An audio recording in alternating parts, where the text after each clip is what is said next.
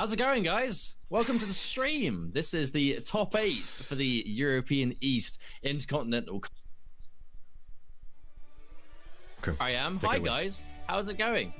Welcome. This is Interkontinental Kombat online for EU East, where we have our top 8 locked and loaded, ready to go. We have the tournament took place yesterday, I believe, and of course now it's showtime. The winner of today's event will make the Intercontinental Finals at DreamHack later this year, where the winner of that tournament is going to be getting a direct invite into the pro competition. I'm Mustard. How's it going, my friends? I'm joined in commentary by Mitsu Wones.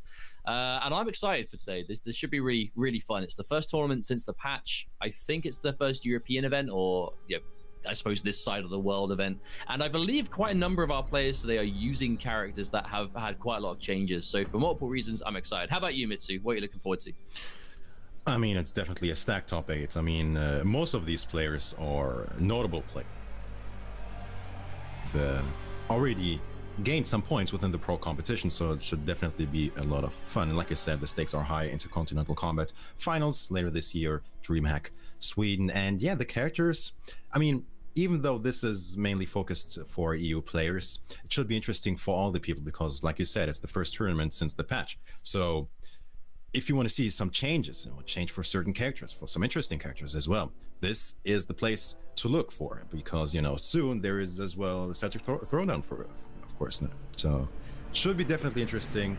I'm not going to talk about all the characters just yet, but the first match, Mustard, is going to be Sakron versus Arn Kratos. Now, you know a thing or two about Sakron, don't you? Yes, Sakron is a player that we've seen quite a lot in the NetherRealm community, kind of MKX onwards, I think really is where he really made a name for himself, right? Sakron was a very common name and a popular player we would see in the Pro League days. He would almost every week would be clashing with like Madzin or the other top European players, and he would have some of the most memorable moments.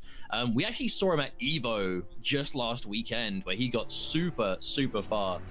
We saw him unfortunately drop to Sonic Fox in the winners bracket, but was looking strong on the way. But his opponent, Arn Kratos, is quite a name to be paying attention to in the community. He's going to be rocking Shang Tsung right now, but I know he does play a couple of characters. But I believe Arn Kratos has been winning really the biggest Russian events that they've been doing, and in a stacked region, like Russia don't have too many tournaments, but they are always a very enthusiastic, very passionate community, and being top in a community like that, which have historically been quite strong, I think really means a lot, especially as a player that hasn't really had too much to show. But of course, Shang Tsung versus Sonya Blade, a very strange matchup, especially now after the patch. Obviously Shang Tsung's going to be doing less damage than usual. But Sonya, of course, losing that combo opportunity. So 2 nerfed characters right now, but before the patch, this was definitely seen to be a strange matchup. I think there was definitely a case made that it could be quite rough for Shang in terms of being outzoned or not really being able to keep up with the damage. But now, oh, what a flawless block on the ground eruption into the full punish. But definitely, yeah, as you mentioned, 2 characters that changed quite a bit, so we don't really know how the matchup, all of a sudden changes when it comes to all these changes. But you touched on Sakron and his Evo run. This guy got 17th at Evo. Do you know what I mean? Like 1,500 players. And this guy only lost to Sonic Fox and score. Like, that is quite the accomplishment. He beats players like Daddy, Infinity, Silverai, you name it.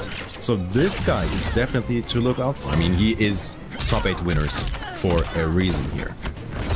A big thing about Sakron as well is his character choice, right? He's very smart with who he picks, like very matchup dependent, as he's going to be taking that round right there. Quite close though, this game one. Like I said before, Arn Kratos has been quite the terror in Russian tournaments as of late. I know he's been playing Shang Tsung a lot. I've seen him with Aaron Black. You said you've seen him with Liu Kang, but I think Shang really is the character he's kind of settled on for now. So let's see how this one goes. Match 1, round 3. Kratos pressing the attack here. Nice blocks, though. Oh, yeah, the cancel into the grab. Ow! Gets hit by the second hit of that. This is still super close. 1 combo potentially. Wait a minute. Nice blocks. Very rare to see Sakuron not going for the flawless block and the overhead on the back 3-string. He's been very good at that. But on Kratos, he just needs a couple of these. There we go. Oh, not quite enough damage. Oh, okay. Yeah, that's going to be the first game. Yeah, on Kratos looking good. I believe we're in 3 out of 5 territory, so obviously the work is cut out for him. But this is, again, what I was hoping to see, right? Shang Tsung fundamentally is still a strong character, right? He still has that amazing keep away. He still has the buttons. He still has the range. You just had that one big change, which is the ground eruption does less damage all around now, right? The normal version has, and the amplified version both took a considerable damage nerf. So his conversions, his combos, his keep away is all going to be doing a little bit less than usual. But at the same time, like, he's still Shang, right? If anything, it just means he has to get like one more clean hit really to close out the round. Whereas Sakuron going to be sticking with Sonya. Not really too surprised. That was a super close game one. Not the best opportunity to swap if you go for other characters. But again, you know, just a solid game all around.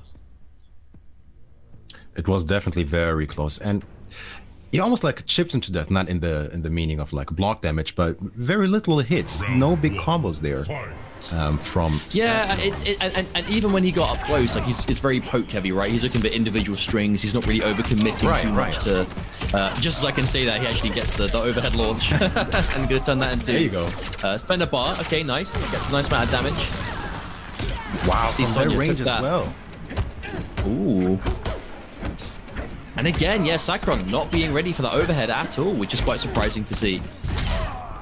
You see on Kratos, he picks up. Oh, the wake up launch. Sakuron not respecting the meaties at all. Fatal Blow's an issue here. Oh, finally gets opened up. No kill just yet. Yeah, backs off. No reason to go in. The drone, and this is Chip at this point. Oh, but no, actually, when you're playing the Chip game, getting health regeneration from that 4 throw is actually super important. And to another one that's 4% back now. All of a sudden, that could have been disastrous, Mustard. Disastrous. Yeah, well, shoulda, woulda, coulda. Instead, the Ring Blast is unchanged. You remember, the Ring Blast is completely unchanged, right? So you know, what the community really has kind of dubbed Zonia, right? That really is one of the best ways of playing him now, especially in this kind of matchup where they're getting a flawless block. That was a counter hit. Kratos was actually trying to move. That wasn't even a punish. Not a punish. Has the corner now. Sakuron pressing the attack. Doesn't get opened up this time. Oh, that was a clean anti-air. Oh, I like that throw. Gonna block that poke. Go for the grab instead. Sakuron really being able to command this now. I feel like the second Kratos has been in the corner. Wonderful flawless block. Yes. Both players with the knowledge. Another one. Oh. Wait a minute. This might be a comeback. Sakuron has no defense. Oh, no whip punish. Wait a minute. Mustard, we might have a situation. No, sir. We got a flawless block. Down to the breakaway. Not gonna matter. That could have been, you know, we almost had a situation there, Mustard. No, I really think the biggest adjustment there was Sakuron really has seemed to have kind of woke up, I should say, when it comes to flawless blocks, right? Shang Tsung and arguably Sonya as well with the, you know, if you go for the Ring Blast Amplify, most of the time you can flawless block and not have to deal with it. But Shang Tsung is, you must know how to flawless block if you fight against Shang Tsung at a high level, because if you don't, he's going to get 3+ frames everywhere. His ground eruption will be safe in a lot of places. It shouldn't be safe. And it looks like Sakuron really kind of like woke up and twigged onto that, right? The forward 2 string, not letting him get the plus frames. The back 3 into the overhead, not letting him do that. Those are 2 strings that are crucial for you to shut down. If you can, right? Flawless blocking is not the easiest thing to do in the world, but for a lot of the competitive crowd, they are slowly beginning to do it a lot more often. And certain characters are far more important than others, and Shang Tsung is definitely one of them. Okay, so it's 1-all here. Game 3 in this first match. If you just joined in, welcome to the Interkontinental Kombat 2019 EU East winner of this tournament. Once again, we're qualified for the finals. DreamHack Winter later this year. But that's what it's all about, right? Yeah. I feel like, once again, you know, the fact that this is Intercontinental, you know, there's no prize money. This is just straight up first place qualified. You know, this is a first place show and nothing more. So second place. Speaking of clutch, though, we're gonna get a nice combo from Sakuron. This is a nerfed character. Hello. Dang. Yo, this is destroyed Sonya. Damn, she doesn't do damage anymore. If only she still did damage. You're not supposed to win with Sonya. You're supposed to lose now, so she gets buffed again. Oh, okay. Uh-oh, wait a minute. Oh, they're confirmed. City again. He got so much mileage out of the corner last game, and it's looking like that all over again. Look at that, man. The corner game. Oh, the low. It came down to the low again. And Sakuron with that crispy execution. And that's I feel like Sakuron twigged on that. The second he got Kratos cornered in the last game, it was pretty much over from that point on. So he's like, hang on a minute, why don't I just put him in the corner immediately and just never let him out? And that was a swift game. I believe it's 3 out of 5. I will await confirmation in case it is or not. But in the case of them, we assume it's 3 out of 5. That's now 2-1 for Sakuron. And the first game was super close as well. So, you know, Sakuron's definitely figured something out. It's definitely on Kratos now to kind of like respond in kind. But again, we have to think, who could he play? You've said you've seen him play Liu Kang in the past. I've seen him play Aaron Black. I know he's been, again, doing quite well in Russian events over the last couple of months. So hopefully we see something new from him. Or maybe he'll stick with Shang and just try and switch things up a little bit. Rely less on those gap strings and try and position himself a little bit better. Well, I doubt there's going to be an Aaron Black, not after the patch. Maybe Liu Kang, but let's see. Because I think Kang is Sakuron probably caught up to these now. Very possible. Maybe he was that before even, but the fact of the matter is we are going to see. Whoa, be careful. Once again. You don't know who you're going to be angering with the comments like that. The DMs. Oh, and that was absolute optimal punish. That was not a flawless block. That was just done at a range, forward dash the second one. Like, Sakuron is ready for this matchup. You can tell. Oh, he's looking so much cleaner. Look at that. And this is Corner City. Mustard. Are we going to see the sequence again? Gets opened up. I think we might. Little shimmy there. Okay. Well, oh, it was a forward throw even. Get out of there. Use the interactable maybe. The forward throw does send you quite far away, so it's not a terrible way of getting some of that space away. Oh, he's trying to delay the forward 2 now. He doesn't want to commit, but Sakuron, again, immediate response with the standing 3. He is looking for it. Those quick kicks. Oh, Sakuron, I think he's getting pretty comfortable if he's just flinging that out in the neutral. A bit too comfortable. All right. Has the lead here on Kratos. But the corner, man, that is so scary. It's been the story of the set ring. Yeah, absolutely. We're down 1. I like Kratos' use of the amplified straight skull, right? We don't see that too often, but a lot of people are used to kind of like ducking the first skull and then just walking through, but the second one really kind of stops you. Good throw from Sakuron, though. The important thing is, gets put up by the overhead. Ooh. Can he find a way out here? Can he find a... Oh, no. Oh, no, there was no bar. There was no bar, so Sakuron couldn't do any more damage. Oh, try to forward dash for another optimal punish, but walks into it. No, Kratos! I don't think... And that was a far one. I don't think that's what Kratos wanted at all. No, how unfortunate was that? That was a down 2. What happened there? No, he did it too late, unfortunately. Yeah, it was... So if you go for that wake-up uppercut to try and anti-air, it can be possible. It's just... It depends on how high up in the air they are. And obviously, Sonya's jump kick, very, very scary. A lot of priority on that. But regardless, Sakuron is going to be taking this first set of the day 3-1 off of what looked like quite the download. The first game was incredibly close, but that was the only one that would be such, it seems, in that set, as Sakuron is going to be plowing his way through to winners finals. Looking good with that nerfed Sonya blade. So not too bad. Hey man, I told you, like, he is all in on these female characters. Like I said, I've seen him play Kitana, Sonya. He plays Scarlet. Obviously, we've seen him play Scarlet at Evo. But yeah, Sonya definitely like still an issue. Like, just because she doesn't get the pop-up anymore. Honestly, it seems like most... Yeah, it seems like most of the top tiers that got nerfed are like that. So, you know, again, for those of you watching that, you know, might not have seen right now, I know most of you probably have by now, but there was a big balance patch that launched a couple of days ago. And it's pretty much changed the majority of the characters in the game. The only characters that weren't touched are characters that are definitely seen to be, I mean, fine, right? Like Baraka, no real changes aside from like an extra frame on his down 1. Cabal, no changes. Sub-Zero, no changes.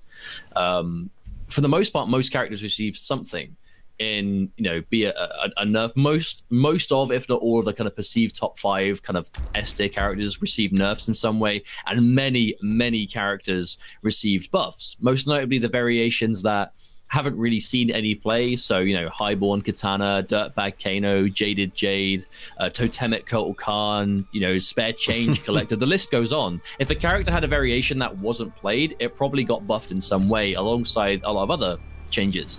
But look at the top tiers that got nerfed, right? What did they do to Sonya? Really, the main thing they did was air control, which is the move that used to pop up and launch when you amplified it, doesn't launch anymore. Big too, yeah.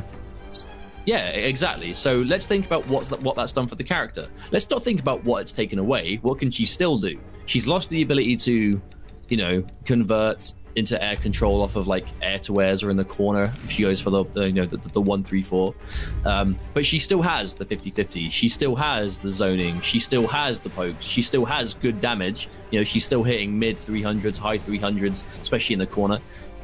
There's additional damage scaling to combos that use the amplified ring blast dash cancels, which still do a decent amount of damage. It just doesn't do as much as before. Like an unbreakable combo that used to do like 50 whatever percent, like 52, now does 46. Like, she still does really good damage, and she still plays the Sonya game very well, just not as well, but clearly well enough that if you're a Sonya player, you can still do stuff with her. I know it's only one set, but I'm excited to see more of that as we go into our next game, which should be getting set up very soon, which is going to be Flet and Do Basic. Mitsu, tell me about this. I mean, Flet, you worked with Flet, as a matter of fact, but Do Basic as well. I mean, many moons ago. Yes, sir. Back in the day, right? 2015. But yeah, we've seen these two gentlemen at Vignali as well. Flet, known back in the day for his Johnny Cage, I believe still friends with that character, but mainly seen him playing Sub-Zero. Played quite well at Vignali. Got 13th. Out of 120, I believe, and currently he was looking really good. Yeah, definitely 14th in the pro standing with 20 points. Now, Do Basic, probably one of the most known players from the Russian community, plays Jade. He really likes Jade. I believe he's waiting for Sindel, but for the time being, he really likes his Jade. 17th as well at Vignali, and currently with 10 points, currently at 52nd place. So this could potentially, like, here's the thing, right? We talked about how people or characters changed. Johnny, one of them, quite a bit actually. Second variation, what is Showstopper, right? Yes, I'm actually incredibly excited to watch this on the assumption Sub-Zero that we or see... Johnny? I mean, if it's against Jade, probably it's hard to say, right? Because this is something where all of our previous knowledge might be redundant now, because think about it.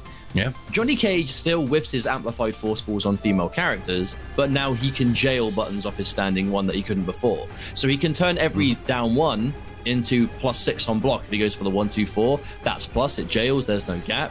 He can jail a standing 2, so he can, you know, go for some more, hit confirmable options. He has pretty much more unbreakable damage in Showstopper than he had before, a better crushing blow. I mean, Johnny Cage can actually play around a crushing blow now. How wild is that? And then yes, Sub-Zero, unbreakable damage as well, right? Yeah, no, for sure. I think this will be a match for Flet. So it's pretty much going to be, it's pretty much going to be, I think Jade from Do Basic. The question is, sure, will Flet be comfortable going for a new Johnny Cage this close to the balance patch, or will he go for the Sub-Zero that is unchanged and thus more familiar to him?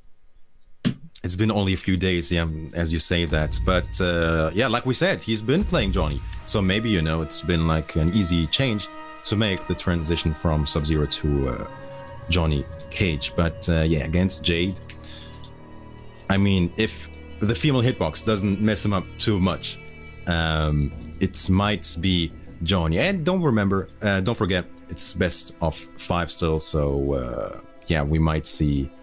I hope we're gonna see a Johnny Cage game 1 against I would Jade, love not, to, probably honestly. Sub-Zero. For sure. Showstopper as well, for sure. I mean, when do you see that?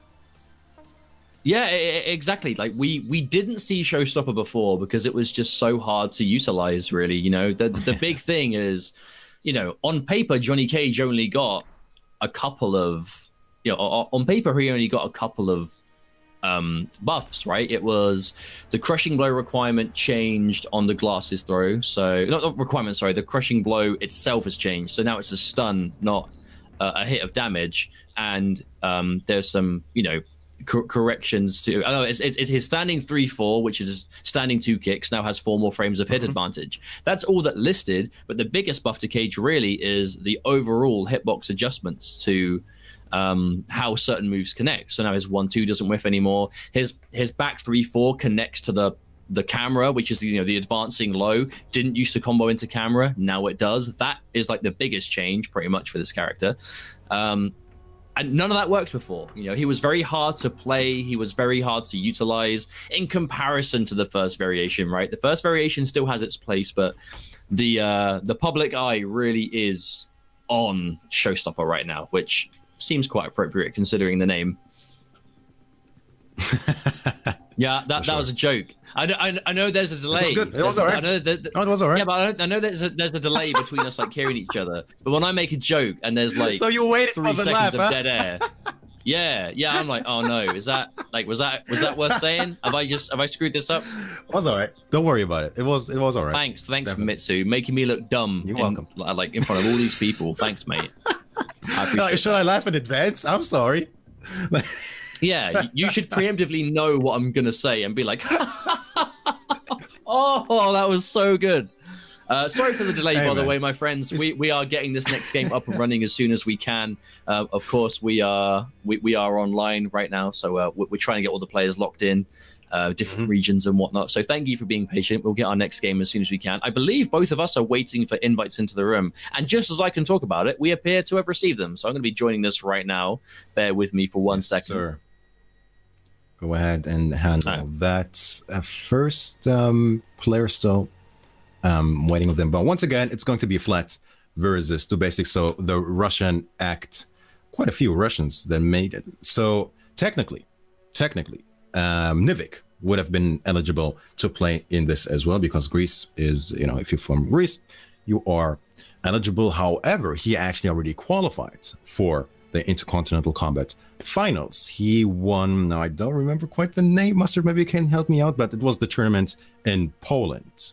So he made it, he won the whole thing. Yes, Fighting Games Challenge, I believe. Thank you, yes, that sounds about right. And the second one was obviously Foxy winning versus I actually find it really hard to, I find it really hard to sink in that we've only had 2 intercontinental events so far, right? Only 2 events to qualify players, and out of those events, Nivek, Foxy, we're already beginning to like tick names off the household European NetherRealm list names, right? And I'm hoping today we can get another one, as we do have some really strong players in this top 8 so far. Again, just to reiterate, our top 8 today, winner's side was Sacron and Arn Kratos, which Sacron did win 3-1. We're about to watch Flet versus Do Basic. And then on the loser's side, we have Sunmate versus MK Azerbaijan, who won MKX at Vianality. Unfortunately, didn't do so well on MK11, but, you know, today's a new day. It's been about a month's time, so hopefully we see an adjustment from him. And Hi My Guy versus FGC Crazy Gamer. So some familiar names, some not so much, but that's what we're really hoping to see today. You know, it's a new game. We're now 3 months into it. There's been a balance patch, and it's a question of, especially now, who's adapted to the changes the most? Because a lot of these players are playing characters that have been adjusted, because so much of the cast received some kind of change in some way. And I'm hoping to see some really cool stuff because of it. I mean, I'm not going to spoil it just yet, but if history repeats itself, there is definitely going to be some interesting things. Chat, hold on. There is going to be some interesting stuff. I'm sure of it. Mustard, please believe in me. Just believe. I'll take your word for it. I trust you. Thank you. I hope I won't disappoint. Don't put the pressure on me. I'll start sweating. But these gentlemen have joined Flat and Do Basic, or in this King of the Hill now. Now, Do Basic, obvious. Locked in the Jade. Wait a minute, Flat. No. Okay. No. So it looks like Flet is going for the familiarity of Sub-Zero. We've seen him lock in Dead of Winter Sub. Very excited to see how this is going to go. I'm a bit disappointed. Now I'm a bit disappointed. Yeah, I mean, it's I can't really blame him, to be honest. Also, shout out to Do Basic getting Elder God again. He's Elder God 2 seasons in a row, of course. Not really too surprised. Alright, so let us see this. Wow, the read on the breakaway. So early. And we are in the corner. Wiggle stick out of there. Johnny Cage is... Okay, he's not playing Johnny Cage, but he's in the background, so, you know, you see him in game 1 to a certain extent, I guess. Well, random stage sometimes can be quite generous. Now, this is interesting matchup-wise, though, because Jade really... When she can get that glow up, Sub-Zero's neutral becomes considerably harder to play, right? Like, a whole point of... Or not the point, but one of the strong things about Dead of Winter is that kind of, like, neutral dominance with the threat of the amplified ice fall. And when, obviously, you're glowing, you haven't got to worry about that at all. But it won't matter, as Flet not only has Do Basic in the corner, but takes the first round in the first... Are we going to see him be able to keep him here? That's the problem, right? Someone like Jade that really thrives off screen space. She doesn't have it. Oh, the delay and it counter hit. Oh, okay. The daddy special. Oh, nice pickup there. Okay, what's it going to be? Nice down two. Shadow kick? Yes, sir. Out of there. Oh, there's a block, but no punish. Flet not quite ready. Oh, yes. Another flawless block. Oh, my goodness. These Russians and their flawless blocks.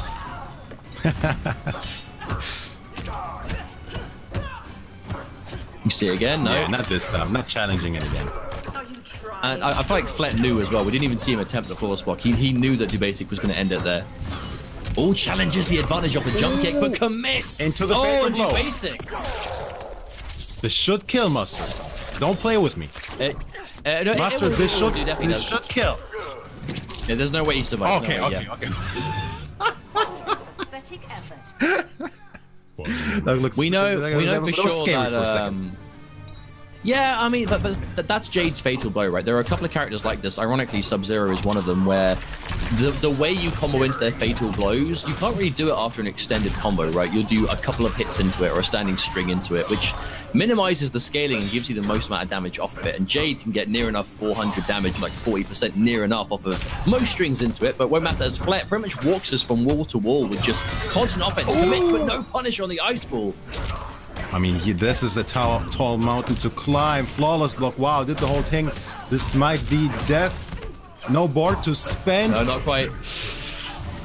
Yeah, chip. That was really well calculated by Flet. You know, realizing that Do Basic had, I believe he went for the short delay wake up, so he was able to run in, get that meaty back one, commit to the full string, and turn it into enough chip damage to take the game. But again, you know, just to remind you all, we are in 3 out of 5 territory, so there are plenty of games where that came from, for sure. We know that Flet is looking good. I think he played the matchup really well. He really thrived on just not letting Do Basic have the distance, because I think, again, that's just how the matchup will go, right? If you give Jade screen space, and if she has the life lead while she's doing it, you're going to be in a much worse situation, and Flet content just not letting him do that at all. We see another Sub-Zero pick. He believes, man. He believes, or doesn't believe in this Johnny, whatever we want to, you know, call it. But I mean, I know Flet's been about? playing Sub-Zero. He won. I was say, yeah, I was about to say, like, forget every single thing that you heard in the last 10 seconds. Do Basic, of course, sticking with Jade. I don't think I've ever seen him play anything but Jade. Maybe the I can't believe he believes in his Sub-Zero. He didn't win fast enough. He should have won faster. It wasn't a flawless. All right, in there. This was the story of the last round. Does it really count? Yeah, well, actually, you know, the story of the last round, story of the entire top 8 so far, we saw the exact same thing in the exact same situation. You have offensive character like Sonya versus defensive character like Shang, gets cornered and struggles, and this is pretty much the same thing. Offensive character like Dead of Winter Sub-Zero, defensive character like Jade. Oh, but actually that's the adjustment. Wait a minute, though, Jaded, hello. Yeah, he's gone to Jaded, which obviously is one of the variations that got a lot of buffs in the patch. Oh, okay, wonderful trip guard. And the big thing about this variation is the pole vault. You know, you have the run beforehand. If you amplify during the run, you get a plus on block nitro kick. Oh, wow, that was a weird interaction. Good punish there. This is going to be close. Wiggle stick. Oh, shadow kick whips. Not going to matter. to basically. Now, this is exactly why, if you are a character specialist, like we know that Do Basic is for Jade, this is why it's important to know both variations, right? Because she is so different depending on what you pick. Because this is considerably more offensive based, right? A bit more kind of mid-range, footsie based. It's about whiff punishing. It's about clean anti-airs. Wow. And we're seeing, there we go, the safe pole vault. He tries to jump, maybe reading a throw. Ooh, big jump kick, but no combo. Oh, no. Oh, nothing from Flet either. Oh, no. The corner, man. Ah! The corner is so scary against Sub-Zero. Yeah, Do Basic really is. Oh! Oh, the walk-up overhead. 2, 2, 2, 8, 8. Oh, doesn't spend the fatal blow just yet. Crushing blow, excuse me. No, yeah, he wants to save the 1-2-4, I think, for a rainy day. But the problem is, this is getting closer and closer to being low.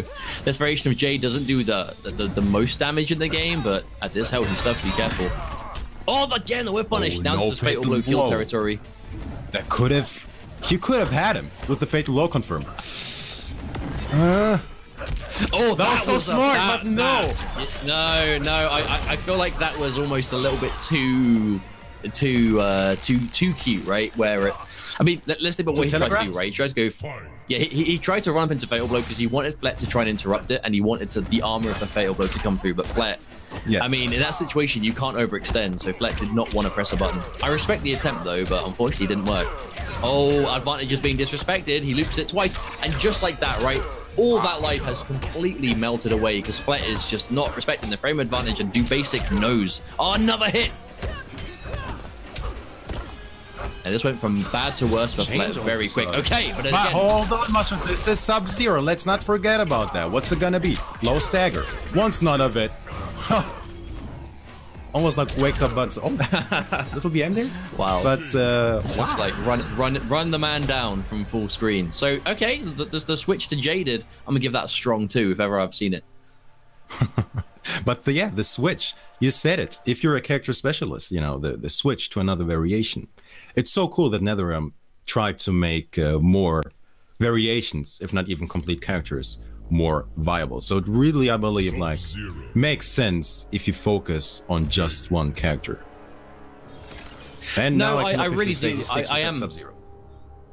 Yeah, no, he is going to. Do Basic obviously is still going to be on that Jaded, but I really do like how that was the one of the main approaches we saw with the patch is there are loads of characters that have variations that just don't see any play. You know, I'm not even talking competitive. I'm sure even casually most people weren't playing them because a lot of issues or this, that, or the other. So the fact that near enough, all those variations that were being ignored have seen some love in ways that really helped them out, right? I think today is being a good demonstration of that. But the question is, can Do Basic ride it through for the whole set? It's Flet. It's going to be sticking with the Dead of Winter.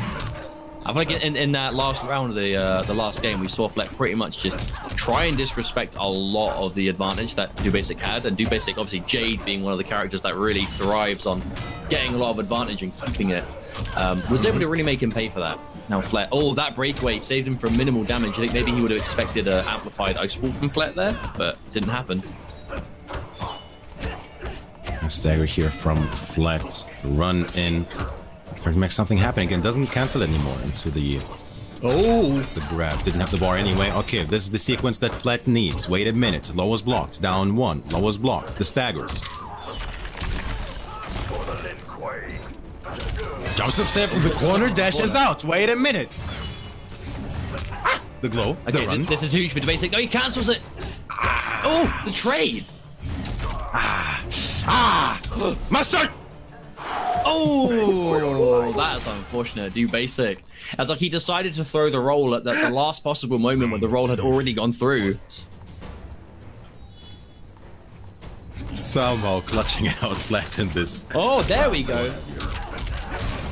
Yeah, see Flet go for that back one to stop the running in of the pole vault from Do Basic. So Flet's been content blocking this whole time, but now he's starting to press. And the first time we see the overhead block, Do Basic. Oh you Mustard! No, he made the call out. He saw the advantage and he was like, right, he's going to go for a throw here. And he was bang on the money, spends that crushing blow. And this is a miserable situation now. He tried to disrespect the frames again, Mustard. Wow. Yes, he did.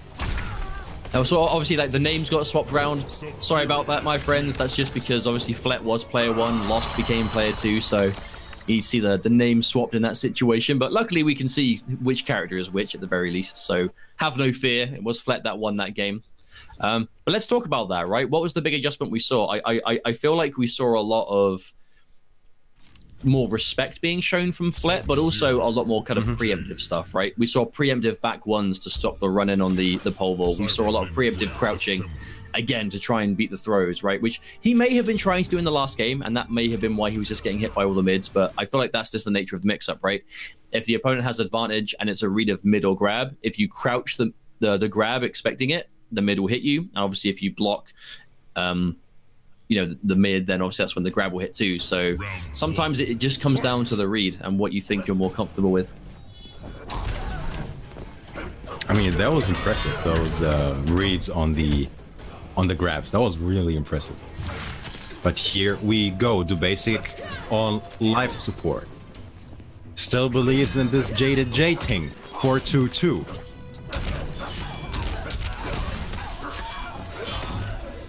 Okay, so we see that's a good knockdown. The important thing again is the positioning. Oh, okay, do basic. The knowledge. Ah! Oh. Well, at least he managed to get out of the corner in the process.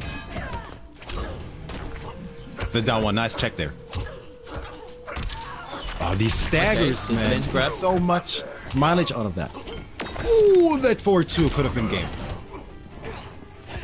Oh, this is going to be clutch. This is Sub-Zero Mustard. This is Sub-Zero.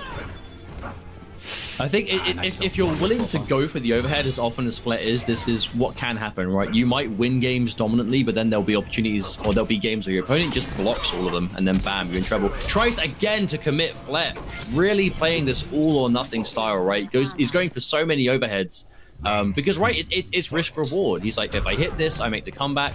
If I hit it, I get a lot of damage, and Basic has been struggling with it, but manages to tag just the second hit of the back 1-4 string. He believed as well. Decent damage. He could just feel it in his bones that it was going to come through. Now again, Basic finds himself cornered. I think we do forget the corner carry that Sub-Zero has all too often. He's been doing it for 20 years, and he'll probably be doing it for 20 years more. He's working his way out of there. Does he get it? Ah, this is looking rough. This might be round. Now, does he crushing blow to kill? No. No, he saves it. Okay, no, I respect. He's got a lot of health. This is chip territory. Okay, wait a minute. Jade is not a comeback monster.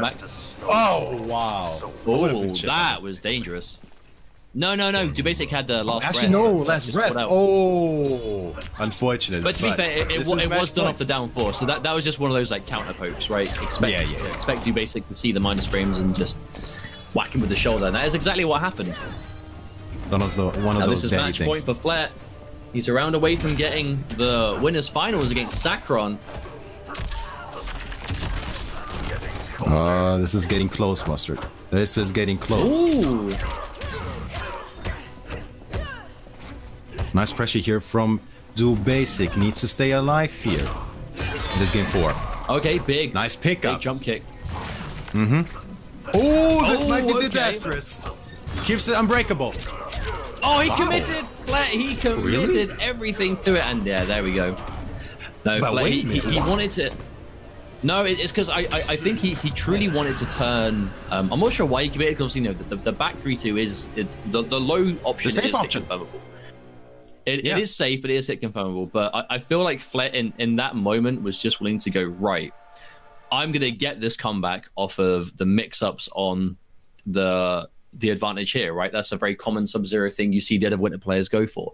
They'll get overhead or low into Ice Ball, they'll jump in, do like a standing 2 for the advantage, and then they'll run in and loop it with another overhead or another low.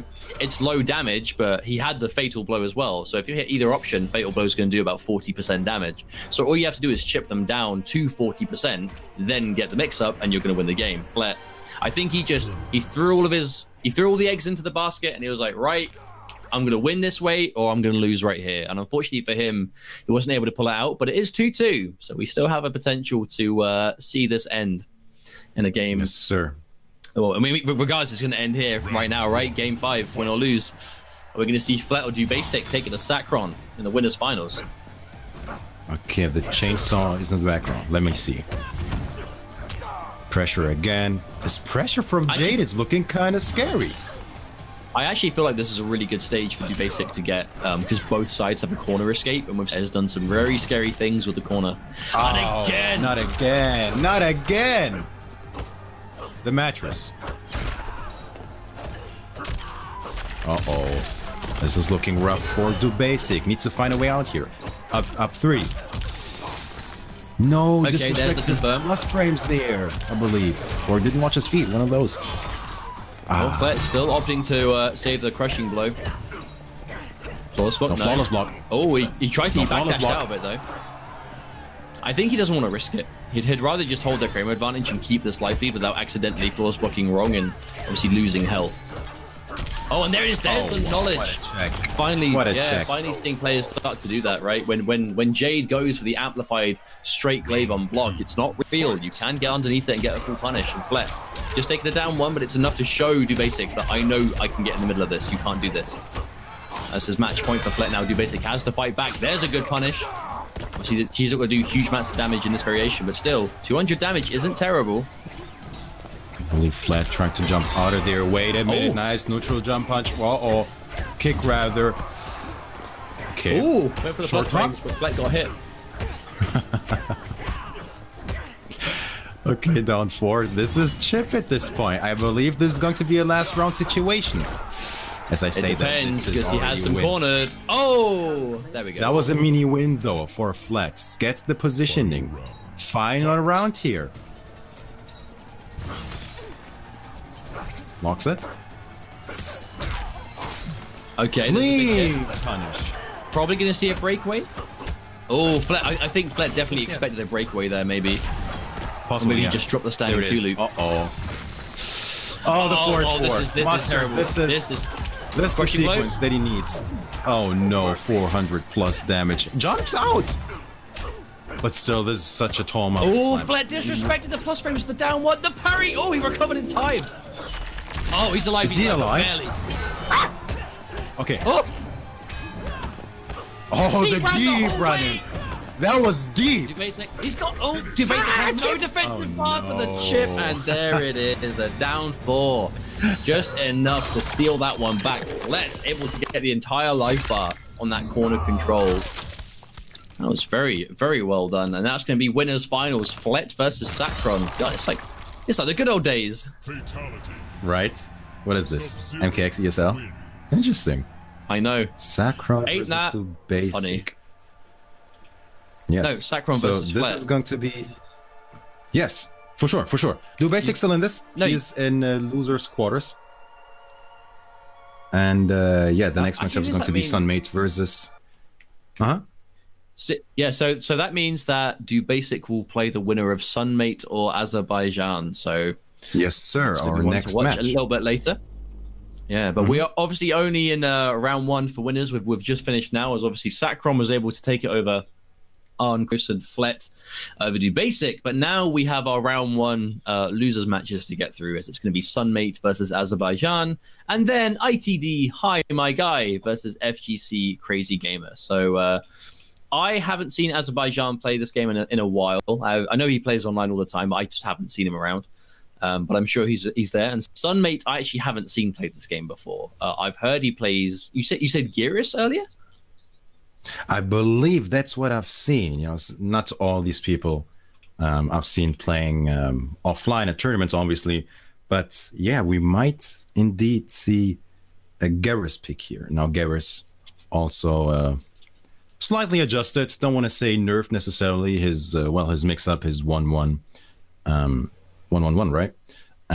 Got slightly higher delay there, more startup frames. Other than that, Gary's still absolute monster. Absolute monster, what I've seen there on social media. A lot of people are saying that Geras is straight up the best character now. You know, he's definitely... Well, let's think about it. He still has the 2 variations, which are still very powerful, but the nerfs were mainly to his crushing blows, which I personally think was a really good idea. But because it was the crush, I feel like he still does Geras things. They've just dialed down the cheapness, you know. Like let's think about it. Yeah. Like he still plays the Geras game, But he doesn't do it quite as effortlessly. I mean, I say effortlessly. I don't want to use the wrong word here, but cheap stuff, right? The cheapness of the amount of counter hit crushing blows that would lead into 30% each time. You know, most of the crushing blow requirements are changed now. Forward 1 has been changed. Sand traps has been changed. The overhead, the 1-1-1, the overhead option that when the crushing blow is now slower, so you can fuzzy, you can react to block the overhead now. That really is where the nerfs have hit him the hardest. But again, that being said, there was a slight buff to him at the same time, which is in the fix of a lot of how hit stun would work and the way moves would connect. He can now do 4-2-1, which is his advancing 2 mid punch. He can now do that into the temporal stun against every character in the game. That's big, he could not before. That is big. Yeah, that's huge. Out of such a crazy mid like that, for sure. It's very interesting how NRS decided to work around these top tiers, like not necessarily just kill, but remove certain stuff, but maybe give him stuff that he needs. I really don't think they should ever kill characters, right? They should never nerf them to the point of unviability, in my opinion. But look at what's wild about them and go from there. And deal with it accordingly. It is indeed going to be the matchup, man. Garrus versus MK Azerbaijan's Sonya. Now, Sonya and Scorpion we know from MK Azerbaijan. And I believe he got actually 17th at Vinyali. So definitely not a, terrible showing when it comes to that. Lost to White Black and Foxy. No shame to that. Yeah, exactly. I remember his set against White Black was actually really good as well. Now we're seeing, okay, now that's going to be a change, right? We're seeing Sunmate immediately go for the 2 hits into nothing because the overhead can be reacted to. Now that actually does open up the possibility for Garrus to now turn his 1-1 into a legitimate stagger because the overhead still has no gap, but it's still a threat, right? So people will have to be looking for that specifically.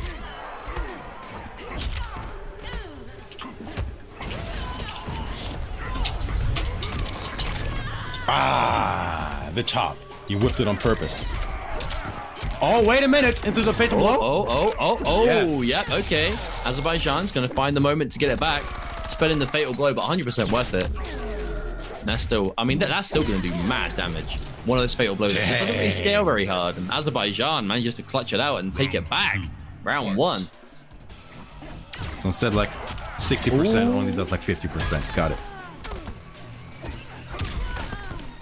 Oh, the throw loops, maybe? Let me see it. It was unchanged. Garrus still has, and the wake-up buttons from Azerbaijan, though. Okay. Overhead, being made into the amplified ring blast. Even if Sunmate got the flawless block, he didn't have the bar to punish, so it was a safe option. Oh, the raw sweep. Just so many individual hits. Oh, range that connected. Oh, wow. Close enough to get a full extension on this, Sunmate. Okay, now what is this going to be? Temporary advantage? No, he's going to keep the bar. Wow, the walk in into a fatal blow. What? That's not in the book. Where do you learn that? I've not seen that for since week 1. That was such a call out, Sunmate. He knew that Azerbaijan was going to do a wake up attack of some degree. He's been seeing Azerbaijan wake up with buttons. He's been seeing him do wake up attacks. Azerbaijan has been doing a wake up, in some degree of pretty much everything. And that was just the biggest call out possible, right? The question is, will Azerbaijan be conditioned or will he continue? Tries to go for a very, very late down 2. That was such a strange breakaway. Oh, this might come back to haunt him. Nice tech. This is important tech down 2. Yes. Grab his whiff to make this count. The down 2. This is an issue. Never mind. Azerbaijan. The clean. No, not a problem. Not a problem. Yeah, not a huge problem. Azerbaijan. Sure. Yeah, that was a really good game 1. I feel like Sunmate was getting quite overwhelmed. I know it's easier said than done about getting out of that, considering it is Sonya. But I feel like again, it's Azerbaijan being very, very momentum heavy, right? Whenever he was in control, it was very mix up heavy, very offensive based. Yes. Normally you can kind of typically see Sonya players kind of try and zone more, and then they'll go in when necessary. But you can tell Azerbaijan's a very aggressive player, right? He doesn't want to do that. He wants to just go in. Hang on a minute, though, Sunmate. Yeah, wait a minute. Change the collector. Hello. But excuse me, and excuse you. What? Now, okay, collector. Okay, it is going to be time to pay those taxes. So Collector, one of the characters that back in the pack got loads of changes, but Collector universally also got a laundry list of buffs. I really hope we see some cool stuff here. Yeah, Collector, quite the interesting character now. Oh, Azerbaijan. Oh wait, Azerbaijan's playing no holds barred. I only just realized. I only just saw the double hit of the jump kick, and then saw that that's not Ringmaster. Okay, interesting stuff from Azerbaijan then. Nice to see no holds barred. I can see this variation. Yeah, no, for sure. I feel like if you're a super aggressive Sonya player, this variation is the better one of the two, right? Ringmaster is one that gets the drone drop. It gets the ability to cancel the rings. No holds barred. Still has that crushing blow though. But much better rushdown options. Azerbaijan looking dominant. Fight. Full punish. Yep. Oh, he did the whole thing. Nice block, no interruption, flawless block though. Another to the special, maybe a reversal, looking for a reversal punish there, I don't know. Does it again? What is this? Oh, no, I think you know what he's something. doing. So the input for that move is down back 3, and the input for the command grab is down back forward 3. And he's doing it in moments that Azerbaijan is blocking. I think he's trying, because it's a mid grab too. I think he's trying to call out Azerbaijan blocking, and he's trying to grab him for it, but he keeps messing it up and going for that string instead. That's the only way I can imagine he would have done that. Yeah, that is the only time I would have imagined he'd done that 3 times in a row. It must have been an input error. There's no way he would have done that on purpose. And knowing how similar the two specials inputs together are, I definitely, I would bet that would be the case. It's either that or release check, maybe. Maybe, but I don't think release check doesn't work in that way. He wasn't trying to cancel it. He was just doing it raw. Now, this is a big decision for Sunmate. Does he go back to Gears? No, Baraka. So 3 games and 3 characters we see from him. I like it. I like it. Baraka. But it's not going to be honestly, Morona. No, yeah, again, it's going to be the command grab variation. Okay. We'll be seeing Bone Picker. Many bones shall be picked. Or not, if it goes anything on the second game. But I hope for Sunmate's sake, he's able to get something working. Let's see this. Another air-to-air goes to Azerbaijan. Yeah, Azerbaijan, he's just that slightest bit faster in like all these situations. Oh, please, back 1. Hurts.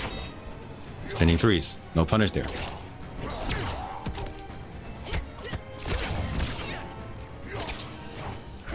He just doesn't preempt. Yeah, Azerbaijan. Yeah, Azerbaijan. I really feel like this is his game. Yeah, I really feel like this is his game to win. He just isn't struggling. He seems so comfortable all the time, and Sunmate just isn't able to get anything started. Right? He tries to jump, he's getting out. Yeah, he tries to press buttons in the neutral, he's getting whip punished, or he's just trading. It's just not working out for him.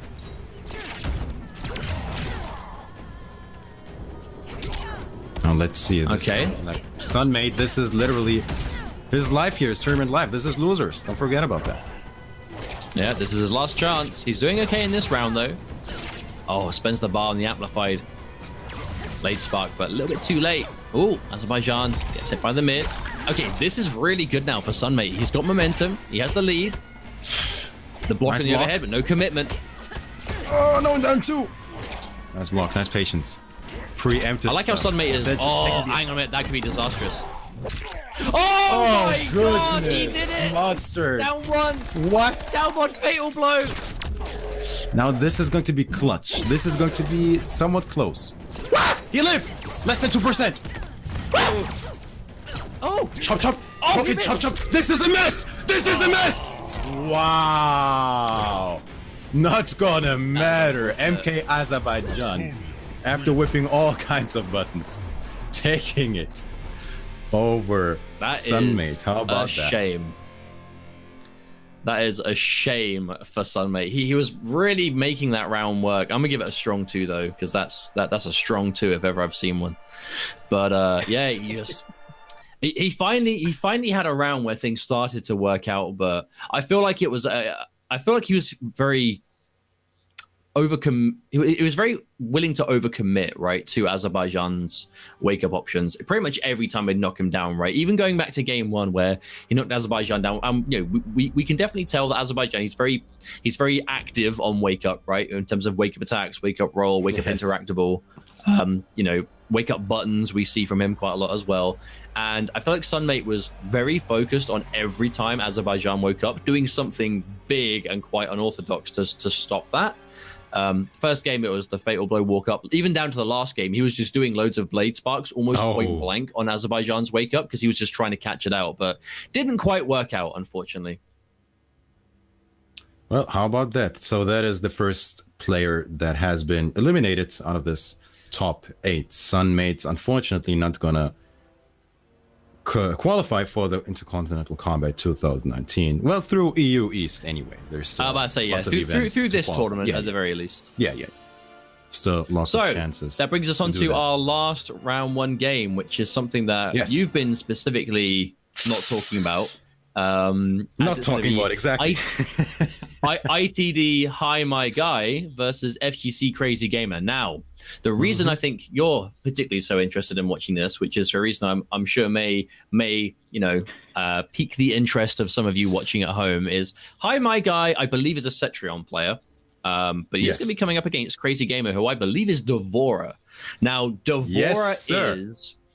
I would say with confidence that I truly believe that Devora is the most buffed character in this patch.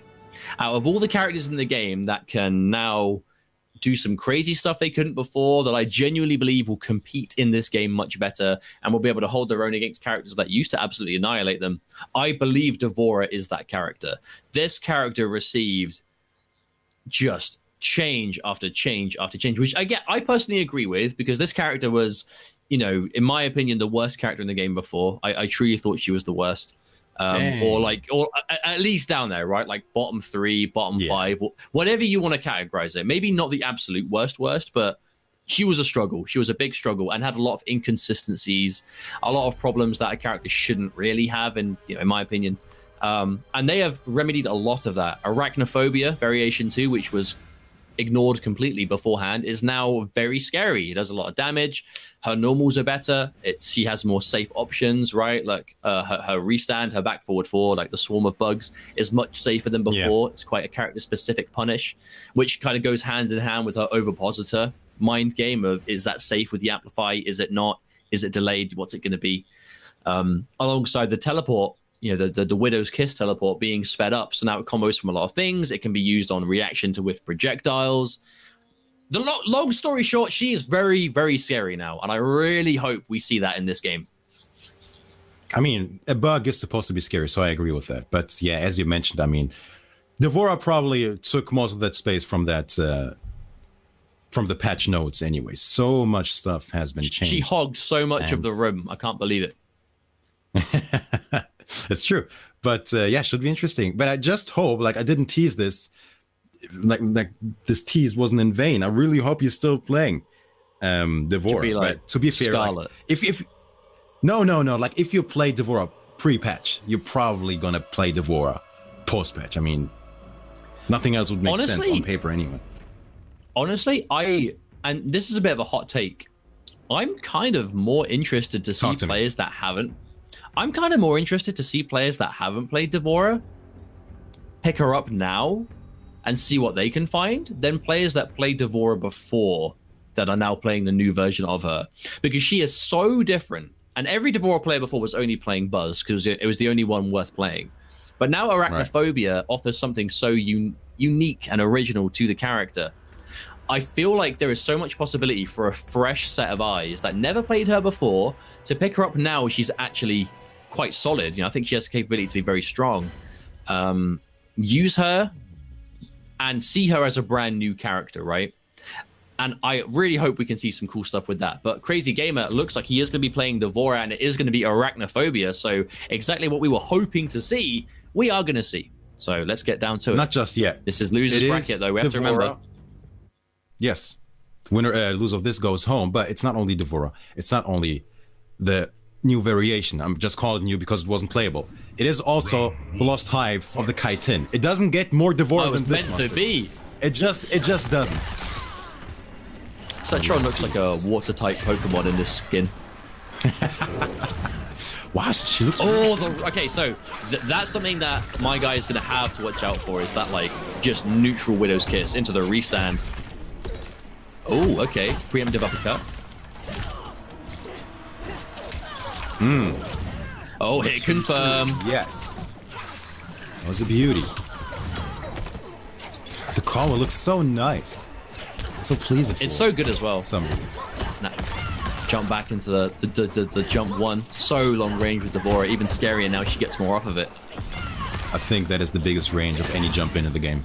That is sick. No, it is. It's the longest jump in by far. Oh, the whiff punish! Crazy Gamer not letting anything get away. Oh, the cornery positioning as well. And he spends the bar. Okay, this is where things get very, very scary. We're seeing the stagger game from Crazy Gamer. Oh, tries to make a fatal blow. Now, you'll notice, you see all those bugs that seem to really like Cetrion? They're going to stay there until she takes a grab or a fatal blow connects. And as long as those bugs are on her, now there's maximum bugs. Any forward throw that Crazy Gamer hits is going to be a 370 damage crushing blow. That's 20 damage more than Jax's command grab crushing blow. I mean, I hope Hi, my guy, for his sake, knows that. I mean, if he texts, all those bugs will return. But let me see if he gets that crushing blow. But that's the thing. Devora's front throw, she gets no Oki from because she sends him full screen. Her back throw, she gets to chase down. So now it's a, do you eat every back throw into Oki, or do you take the forward throw just to avoid the crushing blow damage? Her throw game very scary now. And look, the advantage. Escape failed. Stabbing though. Oh. No, the escape failed isn't even necessary. No, the escape failed isn't necessary. It just has to be a front throw. And again, yeah, throw that was the back throw becomes free because of that. Exactly, yeah, and that's what we're seeing. Oh my goodness, Mustard! Wow. Okay, all right, so that was a pretty good game. That was sick. That was the first official tournament match ever since the patch, and it did not disappoint. If you ask me, that was sick. Wow, that was really, really strong showing of, because pretty much most of what you saw there wasn't really possible before in terms of like the Widow's Kiss being done in the neutral at that speed to reactionary whip punish stuff was too slow to do it before. The crushing blow forward throw threat, we didn't see the crushing blow forward throw, but the forward throw crushing blow existing gave him pretty much free back throws the second the bugs were there, alongside. I mean, it's just really well played all around. But Hi, my guy, making a change to Johnny Cage. So we actually will be seeing Johnny Cage after all in this top 8. It's not going to be from the player we thought. God, those glasses are horrible. But it matches I don't know if you guys have seen it yet, and I know it's not really necessary for the analysis, but like, good lord. Okay, she's actually going to be sticking with Variation 1 Johnny Cage as well, so we're not going to be seeing patch stuff from him. But the hitbox fixes will definitely make even Variation 1 a lot stronger. Now okay, there's a hit confirm. I don't believe that Widow's Kiss is fast enough to reactionary whiff punish the whiffed force balls, so I think that should be free for my guy. Oh, big jump back. The jump back. Okay, there we go. And actually gets the punish. Wow, okay. Yeah, I mean, it's been working out for him. I feel like some of these Widow's Kisses, like some of them have definitely been with punishes on projectiles, but some of them definitely have just been done because you can just feel like, right, this is going to hit now. But remember, it is super unsafe on block. Plus frames. Okay, but the disrespect. Yes. That was the first. 4-2-2 coming through. The bar, yep. I think he wants to keep it unbreakable. Possibly, yeah. Oh, wow, down 2. Oh, he recalls the bugs. Oh, yes, the call out. Now you have to remember that, right? That is a huge reason why you very rarely see Johnny Cage players actually go for the Caged Rage in Variation 1, is because it is always unsafe in some way. You can always, if it's the high version, you can duck it. There's a gap, you can flawless block, you can press buttons. Like, there are a lot of answers to it, and Crazy Gamer was ready to pull it on that fatal blow. Okay, oh no. Well, look to get to mid now, at least. Now, does he chase this down, or does he set something up? He threatens it. All these back throws still working, even without the bugs. It's always escape fatal. Yeah, I feel like, whereas against the Cetrion, you can react with the Widow's Kiss to a lot of projectiles. Oh, dearie me! He has no bar to get more damage, but he's still going to do over 350. Okay, there's a big jump kick. This might be a comeback master. He's working on this. I will not. Mind. Oh, no, never mind. Yeah, that was actually a mystic confirm as well from my guy, but still able to get it going. But like I was saying before, I thought against Cetrion you can really react Widow's Kiss against a lot of projectiles, but Johnny Cage's are so fast. If you want to beat the projectile, you have to do it preemptively. But obviously, as we're seeing, you have to be really careful you don't get blocked, and then obviously you're going to die. Crazy Gamer, he's trying to establish these puddles in the neutral to stop, but they have so much recovery.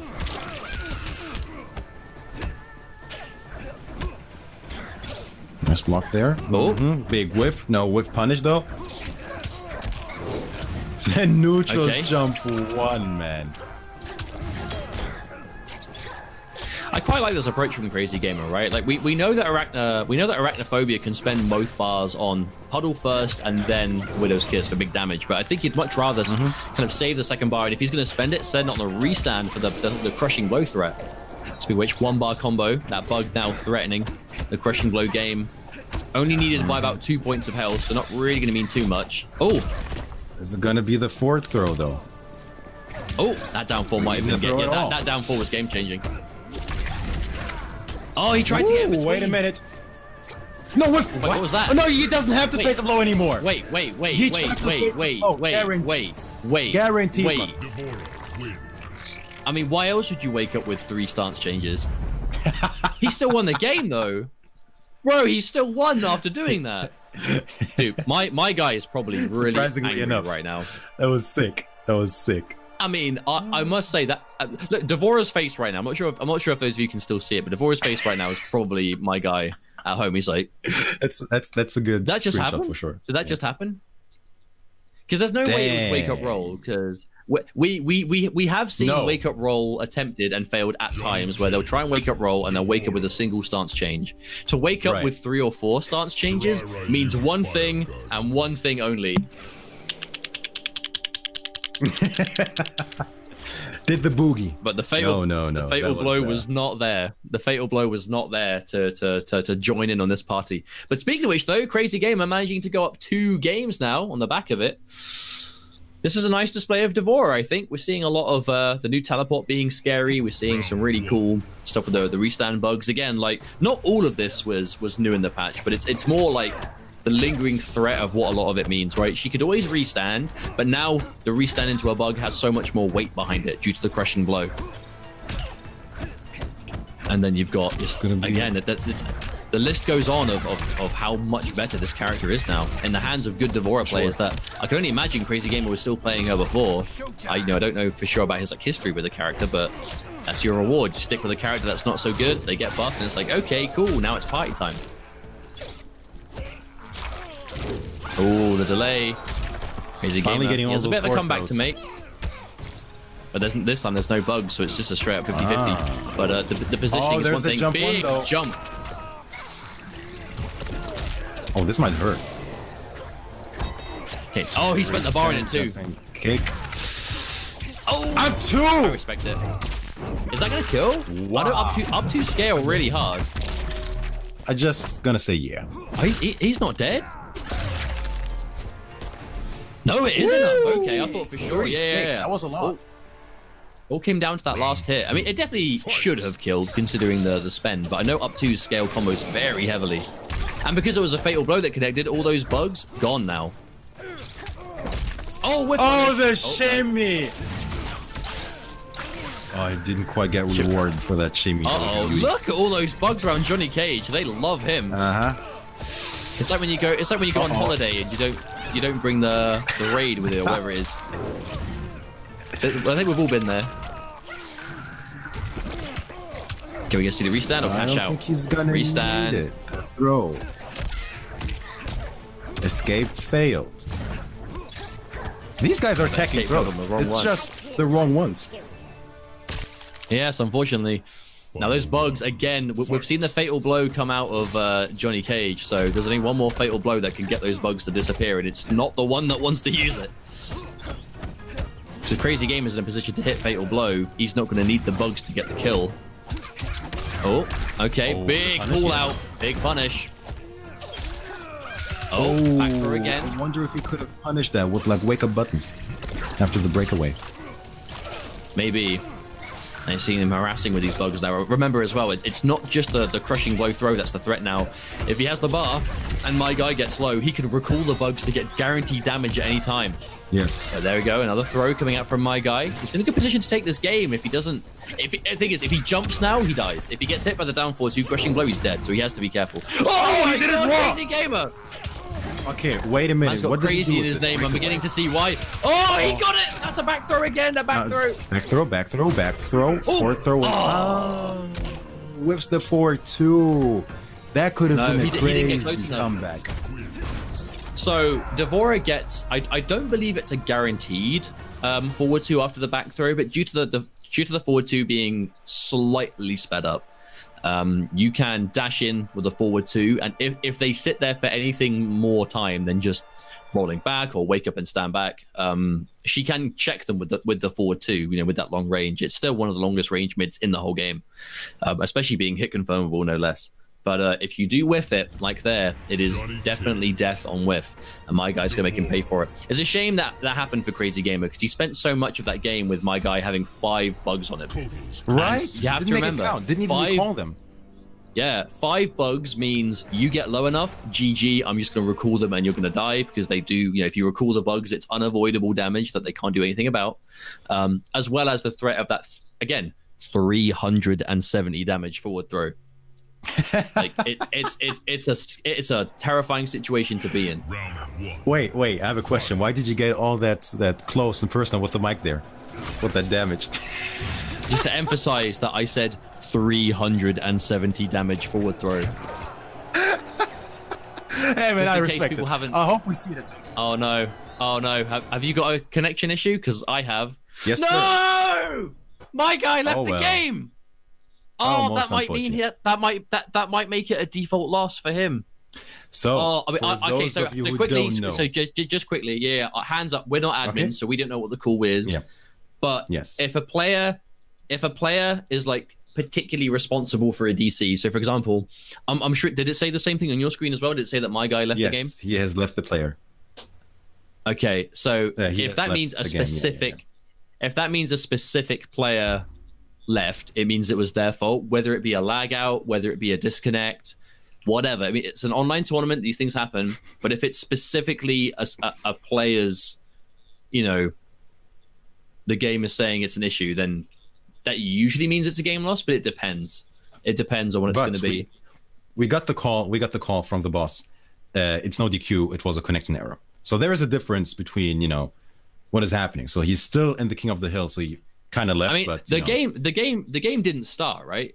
The match hadn't actually started. Did the game start? I don't think so.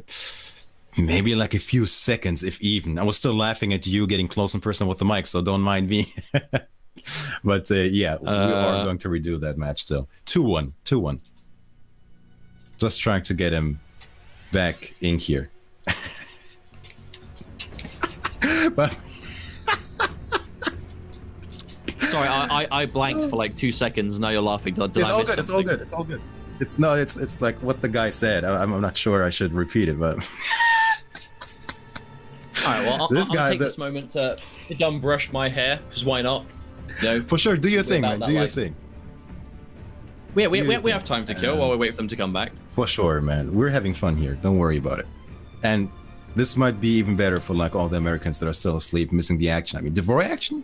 Do you know what I mean? When do you see that?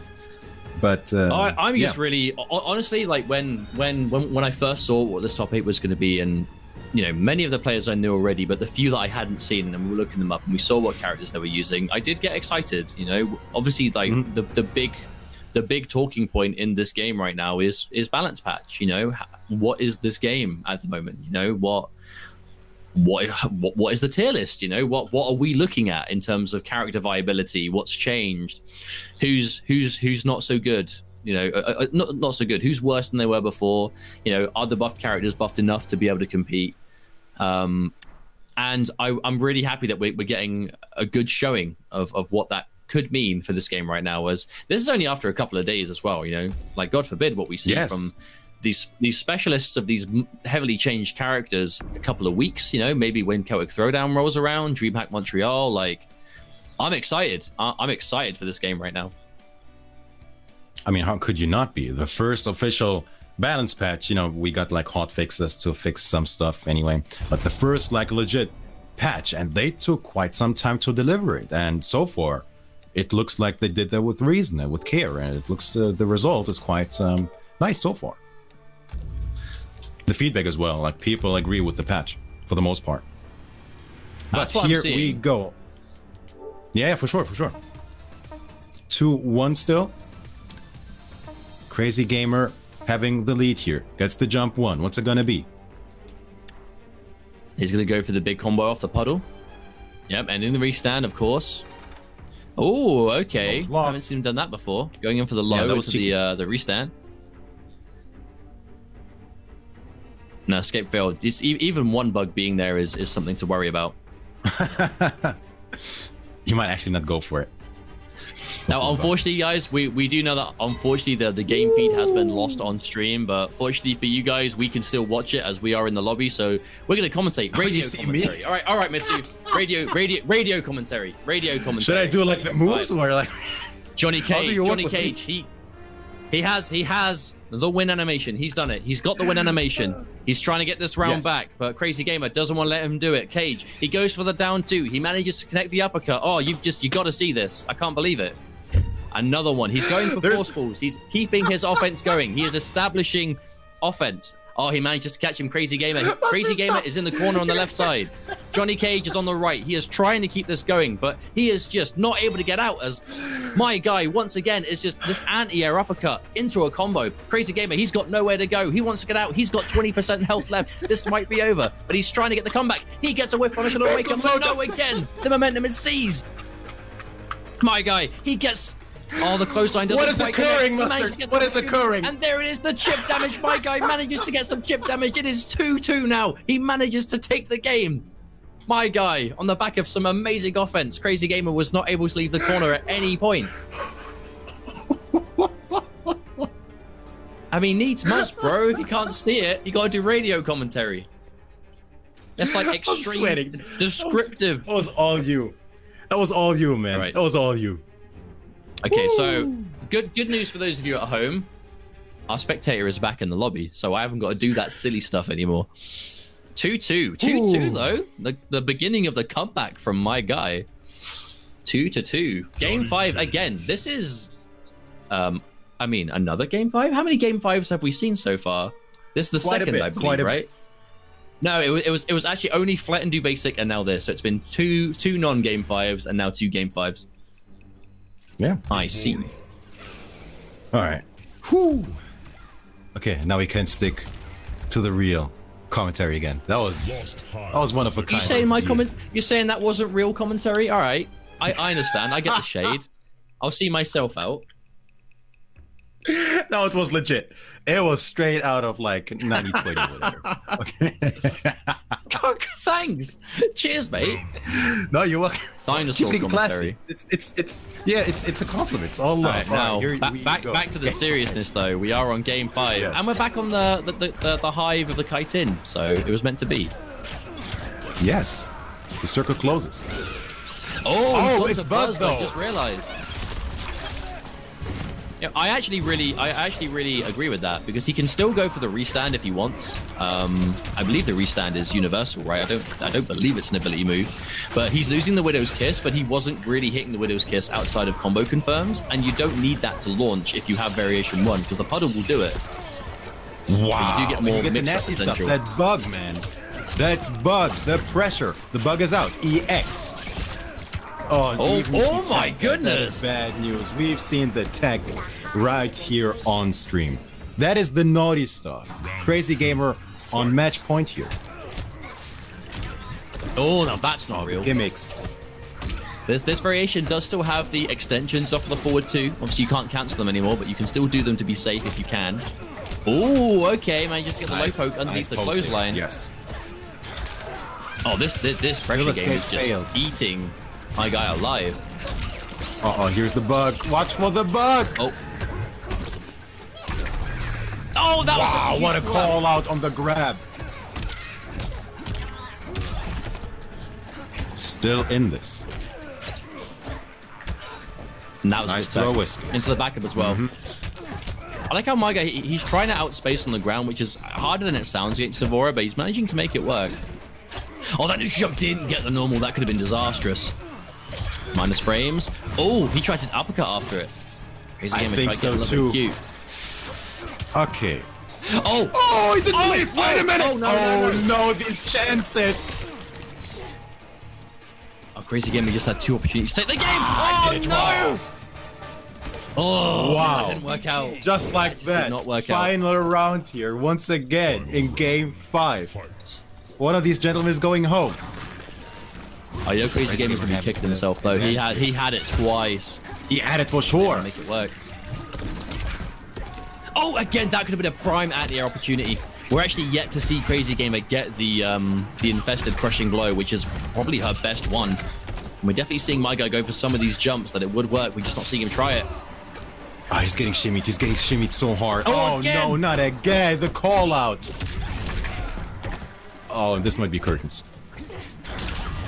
Oh yeah, that's gonna be it. Yeah. Breakaway. No defensive bar, chip damage, and my guy, my guy manages to get the reverse 3-game comeback. I mean, but Devora, say he didn't have to work for it. Deadly uppercut, take 2. Action. Oh, you know Crazy Gamer is going to be... Oh, yeah, go ahead. Sorry. Again, it's that stream delay is getting me off. Go ahead. What are you saying? No, there is not much to it. Devora. It's Devora. Why? You should have lost. You wanted more Devora. Come on. You know what plot armor is? Where's the plot armor? Come on, man. Still, though, I mean, to be fair, again, like, Crazy Gamer... I know hindsight sucks, but he did have 2 opportunities in that second round to take it. It was his. It was in his grasp. He got the low. He got the jump in. Like 2 opportunities to take it, and I mean, no one is going to be more aware of that than he is, though. So, you know, unfortunately, that's going to be it for Crazy Gamer. But well done, and thank you for that Devora demonstration post-patch, especially with both variations also. But it is going to be Hi My Guy that advances through. Started off with Cetrion, didn't go so well. He went straight to Johnny Cage. Quite an interesting character pairing, but it worked out.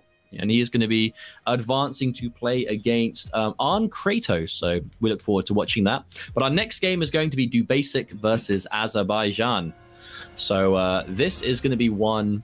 I expect Azerbaijan is probably going to be playing No Holds Barred Sonya. Again, we saw that before. It was looking very good. Do Basic... I mean, I can't say I'm too familiar with the Jade Sonya matchup specifics, especially if Azerbaijan is going to be playing No Holds Barred. But I know that Scorpion is seen to be quite a hard counter to Jade. So I wonder if Azerbaijan still has a Scorpion, because I know that's what he played at the start. Like, early on, he was Searing Rage, and then he went Reborn, and now I think he's all Sonya, but I don't know if he still has a Scorpion. I hope so, because the matchup is good. Like, I mean, it is a hard counter, right? I mean, you're a Scorpion player. Like, tell us about it. What's the matchup like? I know a thing or two about Scorpion. Thank you. The matchup is good. Like, even the pressure with your fast down 1, it's not that scary for Scorpion. And the zoning, of course. I mean, the teleport is still a threat, even though they nerfed the teleport. Yeah, they made it high, but... If you're it's not nerfed in a way that will affect the matchup, right? the matchup or your game style, your play style. If you played just like solidly, was you were looking for things to punish and all of that, you're still good to go. Scorpion's still almost like the same character. His down 4 got nerfed slightly, but still. So I'd like to see a Scorpion here from Azerbaijan, and even like the glow from Jade. He's only ever going to glow the spear, and you know that's not. And really... how many times are you throwing out the neutral for that to really matter? Exactly. So, but all right. Well, it looks like all of our analysis was for naught, as he's gone to Sonya anyway. Well, I mean, the drone does beat the glow. Excuse me. So maybe he tries to zone her a bit. Oh, he has picked Ringmaster. So he's definitely going for the zoning game, because I know the drone drop goes through the glow, but he obviously needs the life lead to make it work. There it is. But if you read the drone drop, that's when it gets a little bit easier to start making your move. Okay, huge flawless block into the launch. He watched the stream probably. He knows. All right, what's it gonna be? Slow start from both of these gentlemen. It was always going to be, you know, that is what Jade does to the game. You know, Jade's presence, especially in Emerald Defender, really does kind of like force the game to be slowed down to about half the speed you'd normally see it played, because that's how Jade needs to play in this variation to make it work. There's a reason you don't see Emerald Defender players just rushing things down for days, because that's not what the character's built for. If you want to do that, pick Jaded, which we have seen do basic do, so I definitely wouldn't rule that out as a possibility. Yeah, and his game style changed as well, like drastically. Always in your face. Okay. I like the way Do Basic is really harassing with those amplified air glaives. On block, they're mad plus, and on hit, they're mad plus, so why not? And that's going to be a nice round 1 for Do Basic. It looks like he's in real control. Like he's taking a lot of damage on trades, but they're trades that are in his favor for the most part. He's very solid, even though it's slow start. Let's see this. There's the glow. Yeah, nice punish. That was a punish, actually. Wow. Zoning game so far in Azerbaijan's favor. Who's gonna get in? Well, the thing is, Do Basic doesn't actually want to go in, I think, even though he's down on life. Oh, wait a minute. Do Basic getting caught out big time here, Azerbaijan. Oh, wow, walks into the later frames of that down 4. It was still active. Yeah, the range was sick. Okay, now what's it gonna be? The stagger into a grab. You're looking into a back 2 into fatal blow. This is still scary. This is still scary! Actually, there's the punish. Yep. That actually might be death. That might be death. It's going to be death, or it's going to be damn close. He needs like 42% to kill 43. I mean, he might get it. This barely scales. Woo!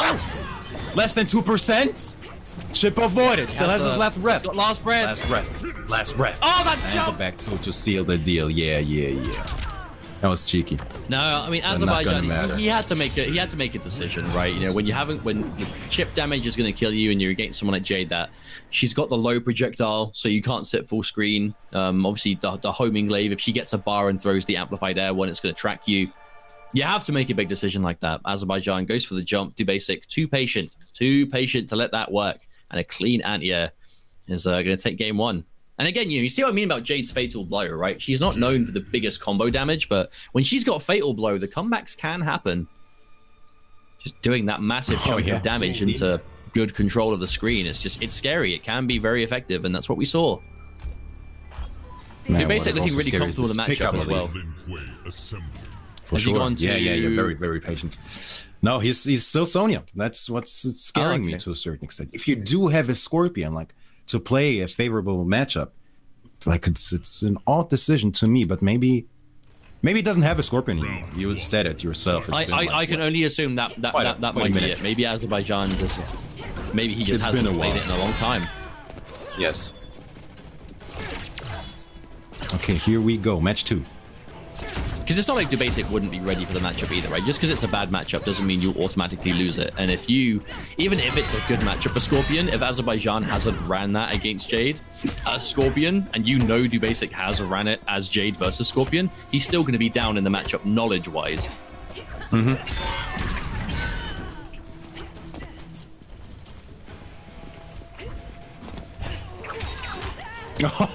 Again, The I really like the way DuBasic is kind of just like controlling Azerbaijan right now, right? Azerbaijan, he's very mobile, he's very active, but DuBasic, he's calling out when he's gonna block, when he's gonna jump, when he's gonna whiff, when he's gonna press buttons. Like, it's like he knows that Azerbaijan is gonna press at these times and when he's not gonna press, and he's just always ready. And that's the kind of thing that if you do an empty jump and you get thrown as an anti-air, you know they read your block, which is going to make you think like, damn, am I really that predictable? Did he get that read? And Azerbaijan, as such an aggressive player, it's important to show someone you can do that. Couldn't quite establish it so far this set though. I feel like DuBasic is really kind of like trying to tease these anti-airs, right? Going for so many jumps that look like it's just going to be a jump normal, but he's just opting to go for the glaive instead. It's really making Azerbaijan hesitate the anti-air. It's giving DuBasic a lot of freedom to move around. Oh, big opening, breaks away, wants none of it. This might be the sequence that Azerbaijan needs. Woo! Wake up, jump! Oh, no! Wow! Oh, the jumping kick whips. Attempting. Oh, whiff. Oh, he tried. Oh, that would have been a fatal blow. I would have bet my house that would have been a fatal blow. Oh. Oh, no! Another missed anti-air. Use plus frames. Oh, and that was a beauty. Absolute beauty. Doesn't even risk mistiming his flawless block. Just goes with the fatal blow. But man, that was scary. Just a bit over 1% left there. Good eye from MK Azerbaijan, still alive here in game 2. I understand the decision, right? Like, yes, in theory, he could have done it without, won the round without spending fatal blow, but if it wins the round and you're that close to losing the game, like, just do it, Better to accidentally, not even accidentally, but use it at a time where it's not 100% needed than to lose the game because you didn't use it, right? For sure. Gotta spend it. Quite the even round here in this game too. What's it gonna be? The glow is active. It's even on live, but stream-wise, it's definitely DuBasic. Oh wow! Wait, is that a punish on the drone drop? I think that was sick. Oh, jumps himself in the corner. I think he just nitro kicked the drone drop on block. Good throw tech. Glow is activated. Okay, it's good. And immediate another punish. The matchup knowledge from DuBasic. So he's going into glow, which is making Azerbaijan drone drop. But then when he drone drops and he blocks, he's getting a punish on it. Like, DuBasic just so ready. Oh, that was crucial. This is so scary, man. This is so scary. Doesn't spend the boar. Does he glow? There it is. Glow is there. Does he drone drop? Surely not. Yeah, Azerbaijan, now he's hesitating. He doesn't want to throw any drones. He has the life lead, though. Only 20 seconds. This is actually getting pretty clutch. Time and corner. Time and corner. Wow, he lets it rip! Anyone's game. Anyone's game! Oh! Wow! DuBasic with the patience. Azerbaijan got a little bit too ahead of himself. Tried to forward 4, presumably to catch a button on the way in. That forward 4 would have beaten a poke. It would have beaten anything else, but DuBasic just walking back. Not a shred of panic on this man. Walking back. Sees the button, whiff punishes it, and boom, 2-0 now. DuBasic looking good. That was clutch. We had time, we had the positioning, both super low on life. Only thing missing there was like a match extension. That would have been mind-blowing. Oh, can you imagine? Oh, okay. Now, Azerbaijan with the attempted counter pick here, Shang Tsung. Now, I do wonder how different this matchup is now the ground eruption does less damage, because this is seen to be a bad matchup for Jade, in Emerald Defender at least. Usually because, again, the corpse drop goes through the glow, so she can't immune it, and it can't be punished on block either. But not just that, right? If she wants to go into the air, then ground eruption can hit her. The corpse drop can still hit her out of the air. But again, this is a nerf to Shang Tsung. Ground eruption does considerably less than it used to. So even this, right? This used to do over 20%. Now it does 16. Like, that's a big nerf on something like that costs spar. Definitely. As you can see, it's going well so far. Azerbaijan, he knows that the range game is what DuBasic's been going with. So he's just going to pick a character that does it better at that distance. It's going to force DuBasic to come in. He goes for the far ground eruption, not the distance he wanted. And again, the interruption. The second DuBasic sees him not finish the string, we're going for those pokes. Oh, yes. Uses his glow to get that double dash in to get the pick up. Yes. Oh. Wow, what a down one. That was a beauty. That was cute. Oh, wow. Azerbaijan went for the whole thing. Beautiful. Look at that. Just absolute reaction. Do basic. Yeah, no, it's so exactly just yeah. There's nothing else to say. Do basic is just playing so clean. Absolute optimal Jade play right now. Match point over Azerbaijan already. So far, I respect the pick though. Working out. Now I understand why he's gone for it. It's a shame it's not quite working out so far. Obviously, right here he is cornered down the punish. Oh, that was a punish from that range, man. Look at that. I mean, he's just outfooting him. Gets it. No, the normal go-to thing is to, you know, if you're at that Jade back 2 ranges, you crouch. But I mean, Azerbaijan, if he crouches at the wrong time, he's going to get a lot for it. Big jump in, immediate breakaway. Oh, but he goes for the crushing blow option, but is it going to work? And that is probably going to be... No, he's the breakaway. Down 2, comes through from the basic, and the wake-up fatal blow. It's a Hail Mary, but it's going to... The amount of comebacks we've seen start off a fatal blow done in that fashion. I mean, he's going to be one combo away from killing if he can get this. Roughly 4%. No breakaway. Oh, he tried! That 4-2 connected as well. Mustard. If you, he didn't believe. Yeah. Oh no! Goodness. If Azerbaijan, that would have been a crushing blow as well. No, but he wouldn't even needed the crushing blow. Dubasic had just about 30% health left, which I believe was it just under. I think it was just under 300, but not because I believe the 4-2-4-3 crushing blow is about. I think it's 270 for that one. That wouldn't have been enough to kill, but a combo would have done it. If that forward 2, that meaty, the wake up fatal blow, if he was convinced it would beat it, and he went for the string, he went for forward 2-4, hit confirmed it into ground eruption, he might have been able to kill on there because he had the second bar as well for the second amplify. You hate to see it go down that way, but it will indeed see it happening for sure. Oh no, it was almost the comeback we were talking about, or teasing almost. Unfortunate, that means that Azerbaijan is going home. And Dubasic advancing to losers semi-finals, still very much in this, and he's in this deep in this tournament. But this sets up the second match of losers quarterfinals, which is going to be Arn Kratos versus Hi My Guy. So hopefully another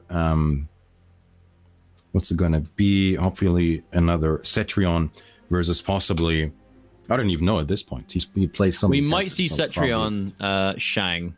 I feel like it could be Cetrion Shang. I know Arn Kratos has been playing a lot of Shang. And that's a matchup that is, I don't really know what to make of it. I know that they both took some nerfs, obviously, but I don't know how much that's going to impact the matchup specifically. But I definitely have a hunch that's what we're going to see. But before we get into this match, welcome to the stream, my friends. I think we'll use this opportunity just to quickly remind you what it is you're watching and what our players are currently in this tournament for. This is a Interkontinental Kombat event. What that means is there is an international league in this part of the world, kind of like Europe and the surrounding areas, where there are 8 tournaments in total, 4 offline, 4 on, where the winner of that tournament qualifies for the Interkontinental Kombat Finals at DreamHack later this year. The winner of the Interkontinental Kombat Finals gets a guaranteed qualified spot into the Pro Competition Finals. So if you win Interkontinental Kombat, you are in the World Championship Finals for MK11 is pretty much the short of it. And that is what we're playing for here today. This is the EU East version. So the Eastern European countries have been duking it out yesterday in a bracket, and we got down to 8 today. But this is a first place show. There's nothing for second. If you get first, or it doesn't matter. When the ultimate prize is Intercontinental getting you to pro competition, I mean, that is a big prize. If you're an international player and you can't make it to all these pro competition events, and you can't travel around, you can't go to Biennale, Chaotic Throwdown, or you can't get to America or DreamHack Montreal, this is your best way of getting into the pro competition finals, is through the IKK circuit. But we're going into the game, and it is exactly what we expected, Mitsu. It's going to be Shang Tsung versus Cetrion in, I mean, the variations they see play, really. Yeah, let's see how this one goes, because I doubt this is going to be a zoning matchup, because the guys are being such an attractive option to punish certain things. So let's see. So far, on Kratos immediately pressing the attack with the 1-1 for stagger there. Okay, big jump kick, nice confirm. Oh no, just too close to the corner to get the full last hit of the ground eruption, and my guy with a wake up anti-air. Okay, roll straight through. Now this is I think this is going to be an interesting part of the matchup, right? Shang Tsung has one of the better jump-in kicks in the game, but Setron has some of the best anti-airs, so which is going to be winning here, I wonder.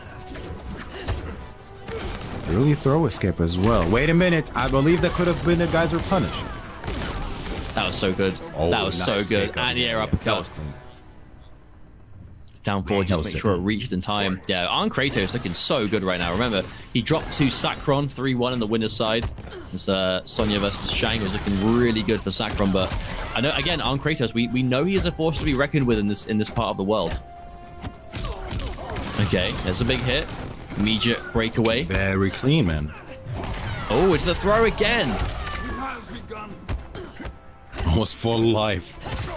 It's on Kratos here. Hi, my guy needs to make something big happen. It's the switch you. Okay. Ooh, hello. Counter hit. One trade. What's it gonna be? So next see a breakaway there. No reason not to really. Oh, again jump kick. Oh no. Oh, goes into the plus frames instead. Oh, not this time though. Committed, I believe. This is not going to kill. Forward throw does less damage. Wake up. Whoa! Oh my god! How unfortunate! How unfortunate! He didn't see the third one coming. Not only have I never seen that hit in a real match, in that specific scenario, I wouldn't have thought in 100 years that would be an option. But on Kratos, making it work, that was really good. I've never seen that crushing blow in competitive play either. Like, that was unfortunate. Because just to again to kind of point out why that's so uncommon. That to get that skull crushing blow, Warlock has the ability that lets you amplify the straight skull a second time. So if you universally amplify straight skull, you fire 2 high skulls. They're both highs. It lets you amplify it a second time for both, obviously both bars of offensive meter spend.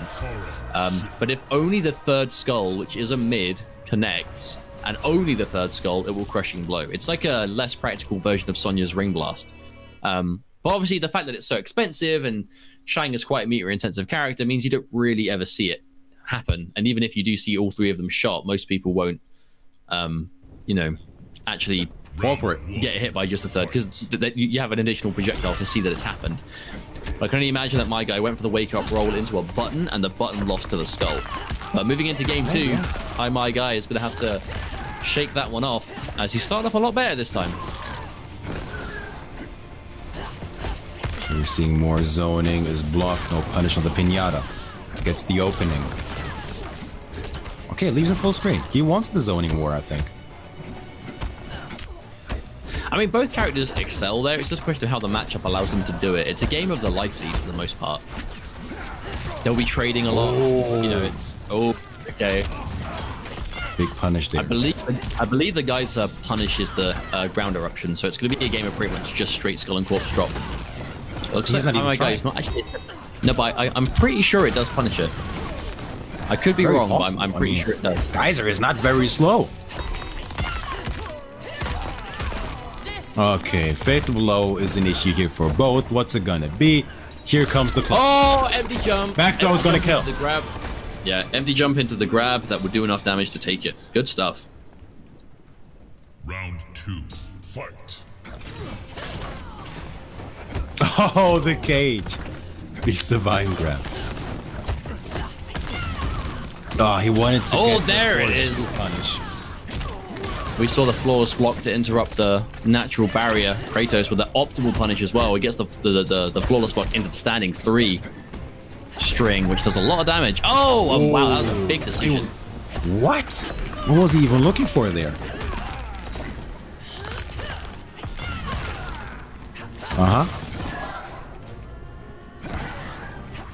Lots of patience here from both gentlemen. Slowly approaching the corner. I mean, they have to show it. Oh wow, both of them just whiffed like that. Wrong geyser. Nice block there. Oh, okay. Not this time though. It didn't amplify it because of the corner. Would have whiffed. Yeah, too close. They're down 2. Wow, the call out. The call out. So good. Now that's showing matchup knowledge there from Arn Kratos, knowing that not only does standing 3 punish the normal barrier unblock, if you flawless block, it will punish it too. So all you effectively have to look for is the flawless block, and if you see them not amplify it, the standing 3 will punish. Arn Kratos looking really comfortable here, and again, just playing really well. Yeah, this is what you need to see, right? Shang Tsung, again, one of those characters that he was nerfed. He had one real nerf, right? Is his ground eruption damage being taken down. A lot of people kind of knee jerk see that and go, "Oh, this character sucks now. He does no damage off health sparks. This combo damage took a hit." But it's still Shang. You know, he still has long range buttons. He's still got good control. He's still got amazing jump in normals. He's still got good anti-air options. He still has, like, again, those unique neutral options with the things such as the corpse drop doing so much damage, with the ground eruption still controlling as much of the screen as it does, right? He still is Shang. He just does less damage now, but he still does decent damage. Like, it's a bit on the lower side, but a lot of characters that have higher damage than him don't have the same neutral options. So, you know, it's called balance. Still an animal. But it looks like, sure. Yeah. Hi, my guy is going to shock the switch here. So we actually saw this before from him. He went to Cage and made the reverse 3-game comeback. Yeah. Oh, yeah, of course. How can I forget? I feel like if Cage threw those in his second variation, he should just crush and blow no matter what. And another one. Cage. Yeah, of course. Look at the weight they must have behind them. Oh, yeah, there we go. Another one. Now this is going to be a bit different though, because Shang Tsung will definitely outzone Johnny Cage. The question is, will Johnny Cage? Because I know this was definitely seen to be a bit of a rough one for Johnny pre-patch, but it's a buffed Johnny hitbox-wise and with other things and a nerfed Shang, so I do wonder if that's actually affected it. Oh, that's huge! Fatal blow? Oh no, Johnny can't do it, I don't think. I don't think Johnny Cage can get a guaranteed fatal blow from it. But he has to get a throw though. My guy is making this comeback work. 2 bars for pressure. 2 bars for pressure. Oh, it came down to the escape fail too. Wow. Oh my god, he tried, but it is going to be match point for Arn Kratos. Looking so good here. Looking to get that top 4 guaranteed. Oh, okay. That's always the best kind of projectile trade, is when your projectile trades as they spend the bar, but for the one that doesn't come out.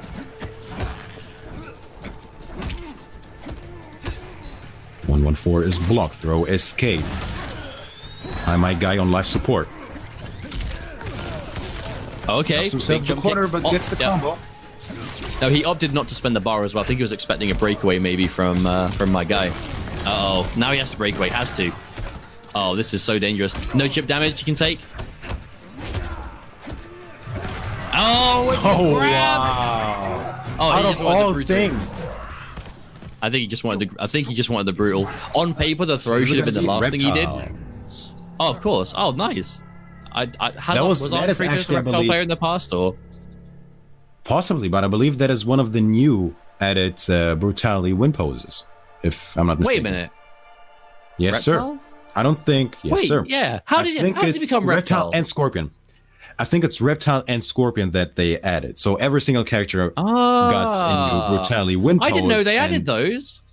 Yes, Shang Tsung got, I believe, well, technically 2 new win poses, reptile and scorpion, and maybe someone else. So how does he do that? Does he hold an input? Because for the other 4 ninjas, you just have to hold a direction with the stance change buttons. Yeah. But it's almost like rumored. People say like, do this, do that. Some people say it's random. I tried. So it's not decisive yet. Yeah, I don't think so. Last time I checked, it wasn't. Once I pressed regardless, nothing, and Scorpion did his new one. So regardless, so I don't know.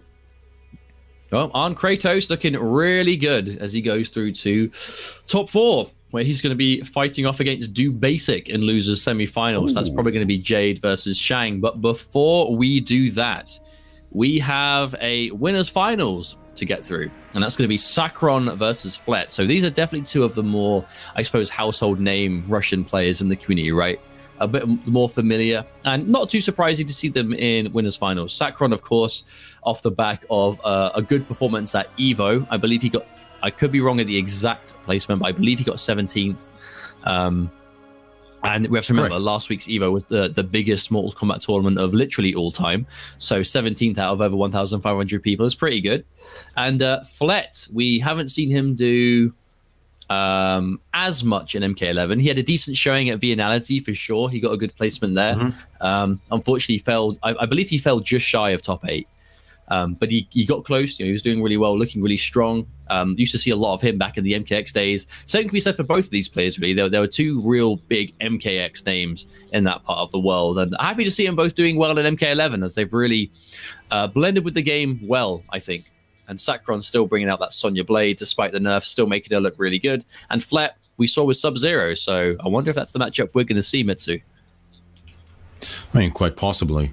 And as you mentioned, I believe he only ever, that is Sakron, as you said, 17th at EVO, only ever lost to Sonic Fox and Score. So if he wouldn't have encountered those at EVO, who knows, man? He might have caused an upset and all of a sudden made top 8. And like I said, he won against people like Daddy, Infinity, Silverai. You know, that's not to be underestimated one bit. So this guy is in here to take over, and it wouldn't surprise one bit, Mustard, if he took the whole cup, really, of EU East and qualified for the Interkontinental Kombat later this year alongside with Nivik and Foxy. Possible. I would like to see it, honestly. Honestly, going into this, Arn Kratos was actually the one that I was looking at the most, because I know obviously he's been streaming a lot. He's been really on the grind for this game. But we know that I believe that there was a tournament a few weeks ago before Evo where a lot of the top Russian names were in attendance, and Arn Kratos actually won that tournament. I believe top 3 was Arn Kratos, Sakron, and Flet, I want to say. I'm sorry if I'm wrong. I apologize in advance, but I believe that was the top 3.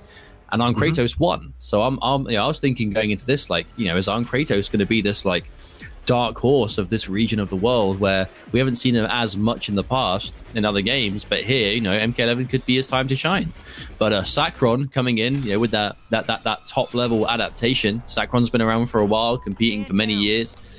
He's not going to be afraid of losing at an event and then doing his homework as to how to stop it happening in the same fashion, right? And here he is in winners finals over Arn Kratos against Flet. As we load into this game, it is going to be Sonya Blade versus Sub-Zero, as we expected. And yeah, let's get down to it. Winners finals. One match away from grand finals winners side. That closer step to the Intercontinental finals at DreamHack. Yes, sir. But of course, Sakron took it in the winners semifinals against Arn Kratos. So that might be foreshadowing. But first of all, he needs to take it over Flet, and what a start First he needs to do that. First he needs to start exactly like that, right? It's a start, for sure. Look how hyped Johnny is in the back, man. He's watching his wife beat down, isn't it? He's like, yeah, go get him. Oh, wow. Yeah, go get him. Yeah, we saw He'll die by rocks. Go get him. Alright, Corner City, 4-2's whiff, no punish. Damn, Flet has such a brutish Sub-Zero style. Like, he really does he is not afraid to just commit to the unsafe stuff. Well, punishable shoulder into down 1 Flet. What are you? This is such a disrespectful style, but it's working. Anything goes. Maybe that's exactly why. He's like not the style Sakron's expecting, but again, you live by the sword, you die by it, and he is unfortunately going to die by it. I wonder if that's the approach Flet's doing, because we saw this before, you know, a lot of willingness to just commit to the unsafe stuff. But this game, that round alone, I know it's just 1 round, but we saw a lot of it. And again, committing. Flet does not worry about the consequences. He's just going, right, I'm just going to play this style, because the thing is, it's stressful to play against as well, right? So I understand it. I mean, if someone is like, with his tools, with someone like Sub-Zero's tools, just wants to bully you, always in your face, of course that's stressful. Always got to make a choice, low overhead. End of the line. This is Corner City. Wants none of it, actually. He backed off. Oh, and this is looking grim for Flet. He needs something big here, but then again, the punish. It doesn't matter, though. That was a beauty. Okay, Sakron. Yeah, Sakron is looking just in complete control already. That was a dominant game one. Flet was looking good early on, but again, Sakron, he's got that defense. He's not gonna choke. I know a lot of Dead of Winter is kind of like momentum of kind of like just being scared to defend against it.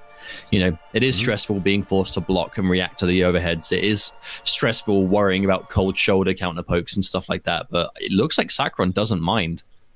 Like he is just absolutely not at all ready and willing to deal with it, because if he gets his block, which we're seeing almost all the time, he's turning it into a lot of stuff. Oh, okay, Flair. Wait a minute, Mustard. Never seen him play this character before, but it is going to be Cabal. I wonder if it's mean streak or clean cut. I didn't get a see before. You might have played him in the beta. No, it's Don't mean streak. quote me on this. No, but regardless, it's mean streak. So it is going to be the dash cancel variation. Now I like this because you can still play quite brutish, but it's less about them blocking you and killing you, and it's more about your own execution. And we know that Flet does have execution. Wow. Deja vu, anyone? Deja vu? Yes, sir. The zoning probably. No, I like how Sakron is. Yeah. That much of an option. I like how Sakron is opting to go for more drone drops now than we saw against Sub-Zero, because the drone drop would have traded terribly with the Ice Ball. But now, Mean Streak, I mean, he wants to get in the air and throw those straight swords, and the drone drop's not going to let him. Oh no. Interesting cancel from Flat. One coming through. Spends the bar for the increased damage. Happen here. Punish it! Punish! Roll, okay. How much is this gonna hurt? No, drops it. Surely that was a drop. Oh no, Sakron. I actually really respect that decision. No, I really respect that decision from Sakron just to go for the wake up fatal blow, because that was like, even in that round alone, we saw Flet make a number of crucial mistakes. That clearly shows that he's not playing kind of his optimal level, right? And Sakron goes, right, well, if someone is making those errors, they might be a bit flustered, which is when this is likely to hit. And it did indeed. Okay, it doesn't drop well. The ender, but still. Tries for a late ad here. % there. Okay, let me see. Oh no, the basket of apples gone just like that. I don't think it's apples, just a FYI. What is it then? Talk to me. I mean, you know the stage where it is, right? It's under the Colosseum, surrounded by what I'm sure is just strawberry jam. Quite possible, man. Look juicy. Anyway. Let's cancel there. Oh, there we go. Yes. Gets to confirm this time. Woo! No punish. Grab whiff. Whiff grab. It doesn't get opened up. I like this patience. Never mind. You're only gonna block for so long. Sakron, just like that, going up 2-0 here in this winners finals. How about that? No, it's not quite working out so far for Flet, unfortunately. It really isn't able to do anything, really. I feel like he's getting some opportunities, but again, Sakron, it's not only just the fact that obviously Flet made some mistakes in that first round, execution errors that did lose the round for him in the end. It's also Sakron, like, usage of breakaway. He's only really breaking away when he sees that Flet's committed to something and he knows it's worth doing it. But Flet, okay, no, he's going to stick to his guns and go straight back to Cabal. I think maybe he just needed a little bit of warm-up time, perhaps, just to kind of get a little bit more limbered with him. But we need to see reverse 3 games from him now, or it's going to be loser's bracket for him. I mean, if he tightened things up, this is definitely not impossible. We've seen, like, good whiff punishes, good reads, but the execution is kind of... It's definitely possible. Betraying him. Yeah, I agree. So let's see. Game 3 here. Potentially the last one here. Oh. So Sakron has started all 3 games with the Ring Blast, and this time he delayed it. I think he's just trying to call out the fact that he's hit the crushing blow twice. Okay, no more defensive bars here to cancel for Flet. Counter. That's so much damage for what it is too. 360. Yes. Ouch. One more. What a life lead to already have. What a trade. Sakron is just coming off better in all these situations. Big whiff. He's trying to make something happen. Uh-oh.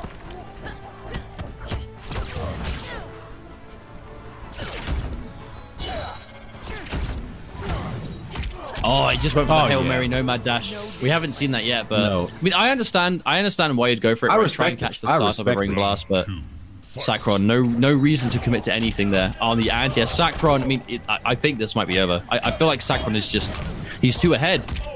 He's too ahead in terms of like momentum. Yeah, he's up in every way you physically can be. But Flair finds an opportunity. No breakaway possible for Sacron here, and another drop on the end.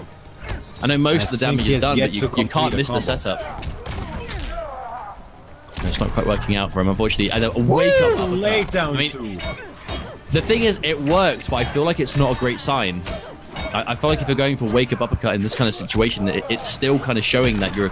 I don't want to say flustered, because Flet's been doing it even while he's winning, but again, it's showing Sacron that, okay, well, what I'm doing right now is going to continue to work.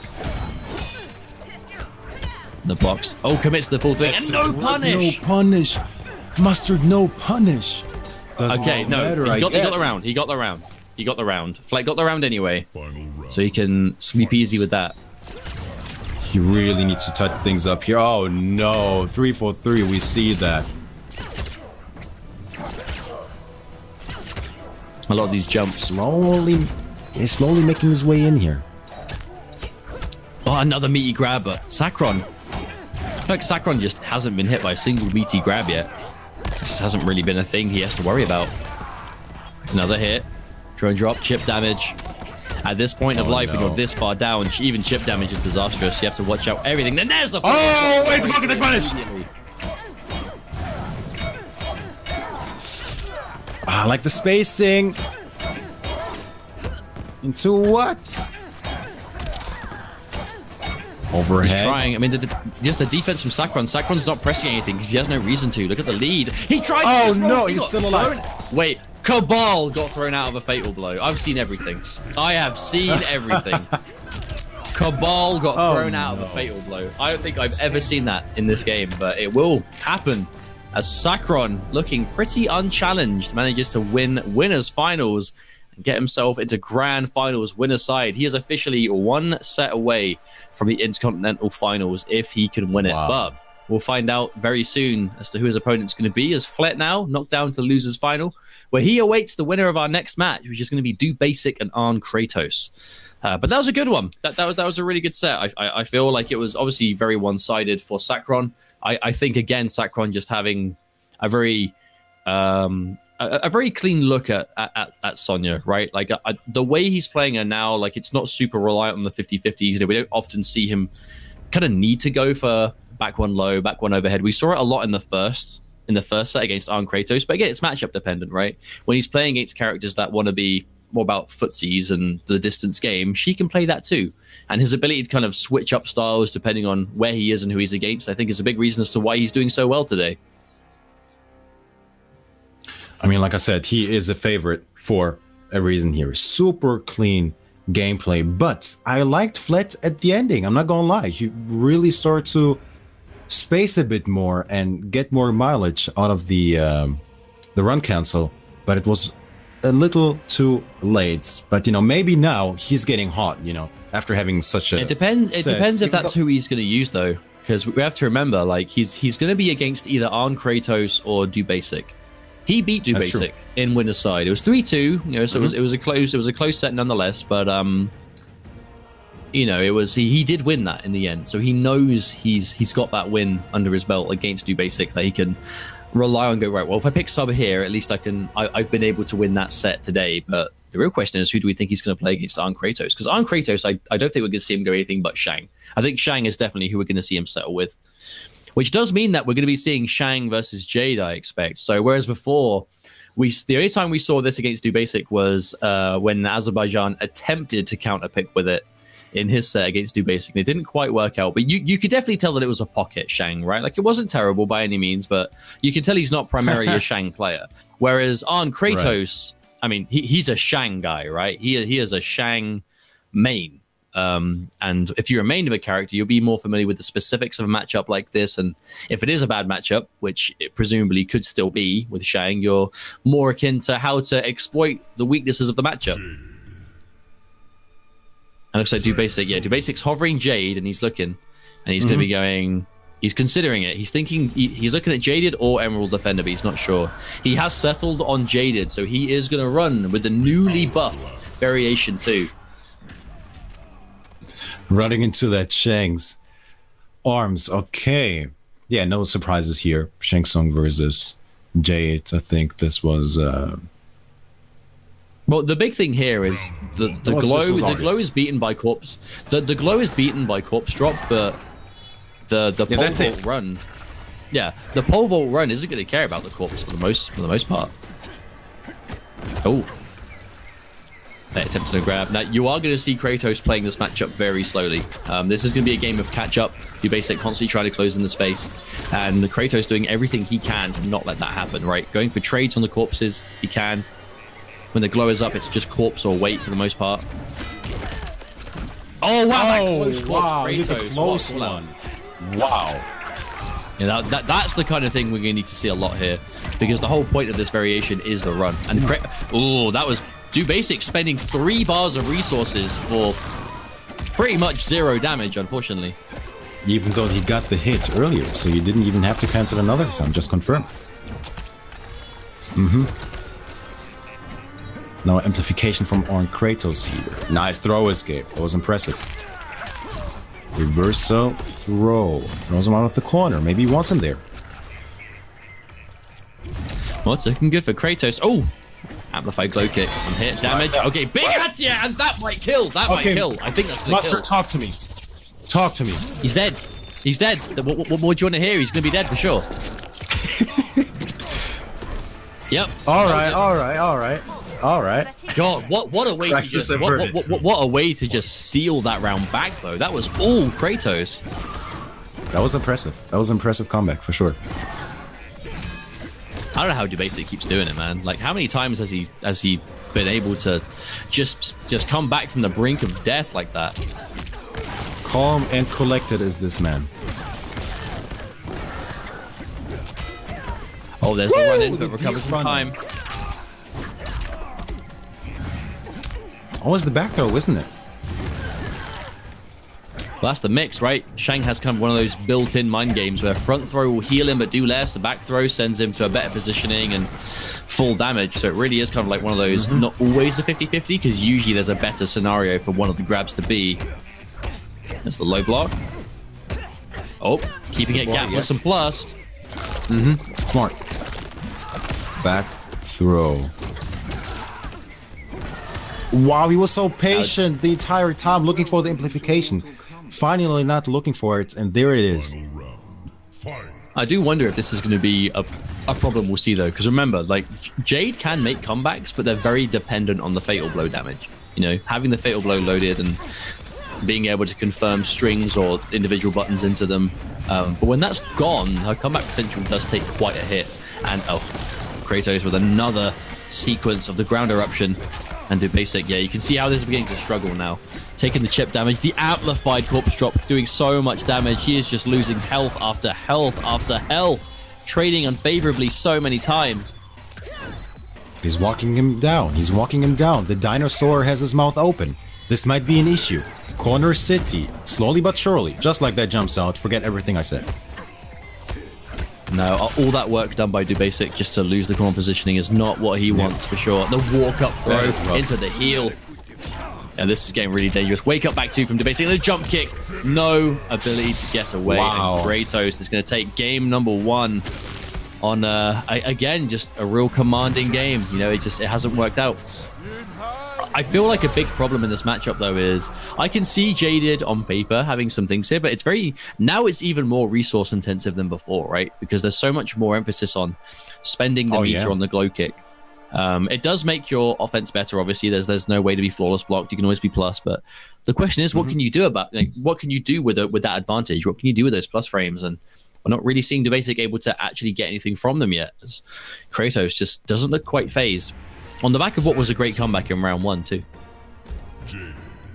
Okay, we're going to see him run it back with Jaded. I like this patience for sure, but the moment on Kratos was able to jump out for free there, that was curtains for DoBasic.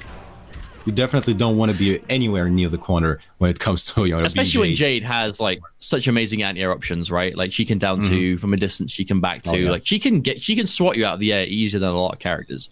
So if you're just going to get out for free and jump like that, especially after doing all that work to put them in, it's not what you want.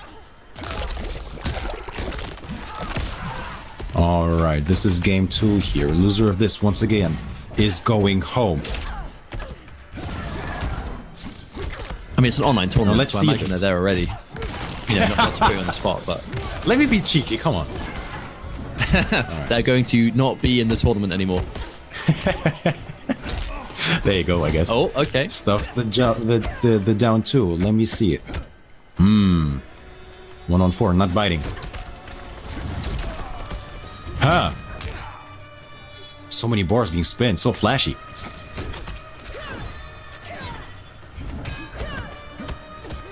Bolt, yes. Okay, almost even. This is still doable. I mean, we are approaching comeback territory. We've seen it before, Yes. but again, another caught out. Oh, another one. Oh, the close one. This is just not Fatal working Moto. out. Ah! Oh no. The read, he did the close one. If only it was the 4-1. That might have been disastrous. He did like at least 2 corpse drops pretty much in a row at the end that were both done at ranges as a read directly on the Yes, run. Like, that was that's so it, good yes. from Kratos. Very smart. To do that twice in a row as well when your opponent is like that close to making a comeback, it requires a lot of composure, I think. Well, he got the comeback last round, or last game rather. Doesn't get it this time. Gets the down 2 combo though. Huh.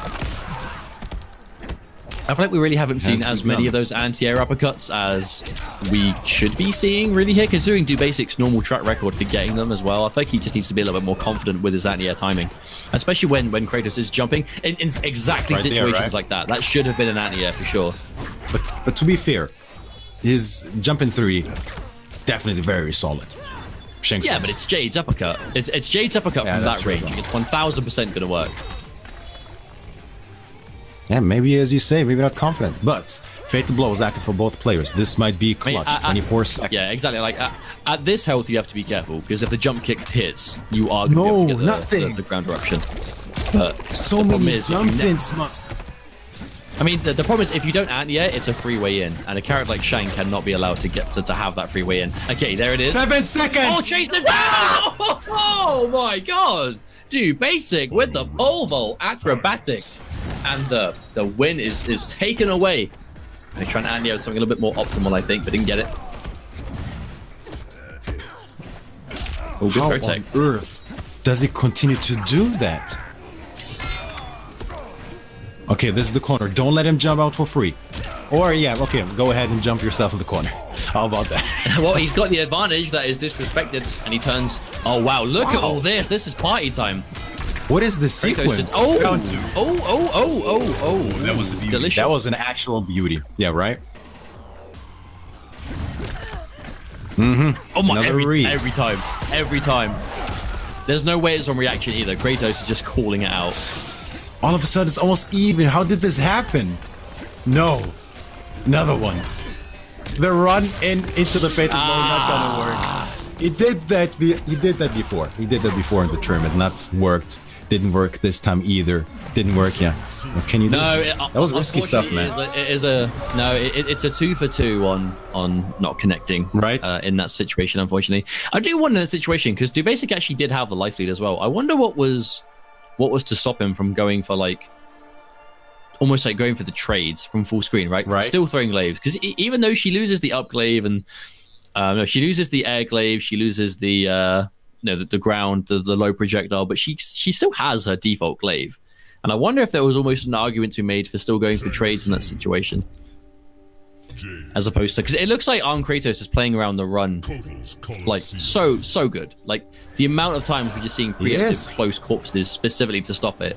Like that's a hard read. He's not doing that on reaction. He's just doing it on a read. And if he whiffs a corpse drop, Jade gets to glow for free. She gets to throw something for free, right? Like if he misses them, she gets to control the neutral more because of it.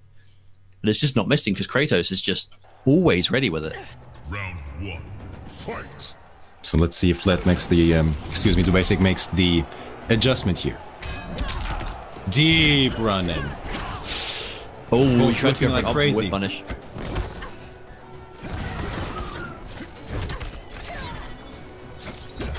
These corpses, man. Who is that even? I mean, one of the thousands of souls, I imagine. Or it's just the same guy over and over again. It's being recycled. I really like this guy. Recycling. Your soul is mine times 1,000. This one guy's soul is definitely mine. He claimed it. Oh, yes. Gets him this time. Oh. Oh, What was that, Mustard? No, it's a high. It only jails as a mid if you do it early enough. If you do it too late, it will be a high. But as for just going straight through him like that, I got nothing. I have no idea. I got nothing. I don't think that should have happened. No worries. It was an elaborate pressure tool to get back to neutral. There you go. I can go with that. Oh no, the read. Yes. Do basic wanted the crushing blow. Fished for it. Finally a down 2. Yes.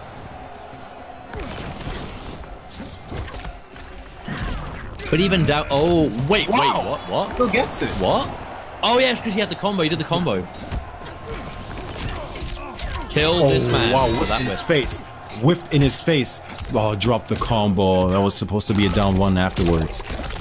Yeah, it's quite tight, unfortunately, to get that. It is. It is tight. He still has the lead.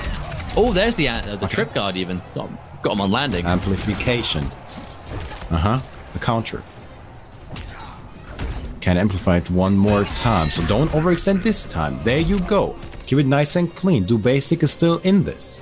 It's 2-2-1. Oh. Wait, Mustard. The bags? What is the meaning He's of this? confident. I don't know do basic like this. I think he feels the comeback. I think he can feel that the next 2 games are on the way. Because think about it. What was the different thing there? Do basic had the life lead the whole time. That's like the main thing between it. And that was rare. I mean, I don't think there's beef between them. I know they were both at that tournament a few weeks ago in Russia, but I don't think there's beef. I think it's more of a this is a bad matchup, but I'm going to win kind of thing. Maybe there could be more to it. Do basic. I'm sure do basic will tell us. Well, regardless though, that was an amazing game overall for him. He had the life lead from start to finish, and just again, every jump in was anti-ed, every whiff jump in was trip guarded. Finally, that's what he's supposed to do with Jake. Exactly, yeah. And I don't think it's a huge surprise that the second we see him start doing that, he wins the game quite convincingly. Like, if you can shut that kind of thing down, now the ball is in Kratos' court to stop doing that. Because now if he can slow down and stop himself from jumping around, he can obviously get in other ways. Oh. And again, there it is, another one. It looks like low damage, but you get enough of those. That's 18% before, that's 14 now. Nice throw escape. No That's punish. I wonder if the back 2 would have punished. The stagger. Nice block there. Ooh. Oh, no. He just did it. He just did it, Mustard. Another down 2. He's finally woken up. Yeah. Do basic is in this. Do basic is in this. For sure. All the disrespect with the low poke.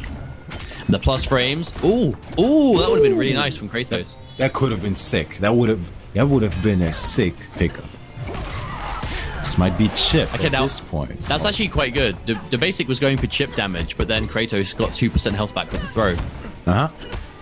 Plus frames. Oh! Pressing all the buttons. Everything worked out there for the basic. Well, how about that? I mean, you can see the resource management. The resource management from basic is actually kind of nutty right now. He's spending so much bar all the time, and he still has full bar going into round 2. He's eating a lot of projectiles on the way in, though. Almost half-life just to fireballs, and still ready, Kratos. Yikes. No breakaway from basic. I think he's happy to just... Yeah, what is this answer all of a sudden? What is this answer? Oh, no whip punish. He tried. This is going to be a flawless Mustard. Now... Wow. Yeah, no, it is indeed. Now, the problem with that, though, was that round, again, back to the same problem. A lot of whiffs, a lot of jump-ins that the basic did not stop. True. Can he tighten things up again? There you go. Trip guard voice. Another flawless block. Being patient. This is Corner City. Wow! He went for the wrong corpse drop, didn't punish it. He tried. What kind of trade was that, combo. Mustard? Dude, Kratos, he's been so good at just getting these conversions. I don't know if he can trade like that. I don't know if he can trade like that. Is he gonna glow up? Ah, God, he's just walking into fireball after fireball. Oh, big wait a minute! Jump. The fatal blow! Doesn't get shimmied. Is there going to be a shimmy? Ah! He did it raw. He bets it all. He bets it all again. Why? No. No. Yes, no, yes, yeah. Do basic. He completely threw it away. He completely threw it away. He had hella plus frames. He had the shimmy option, but he just gambled. He just gambled it all on the fatal blow again.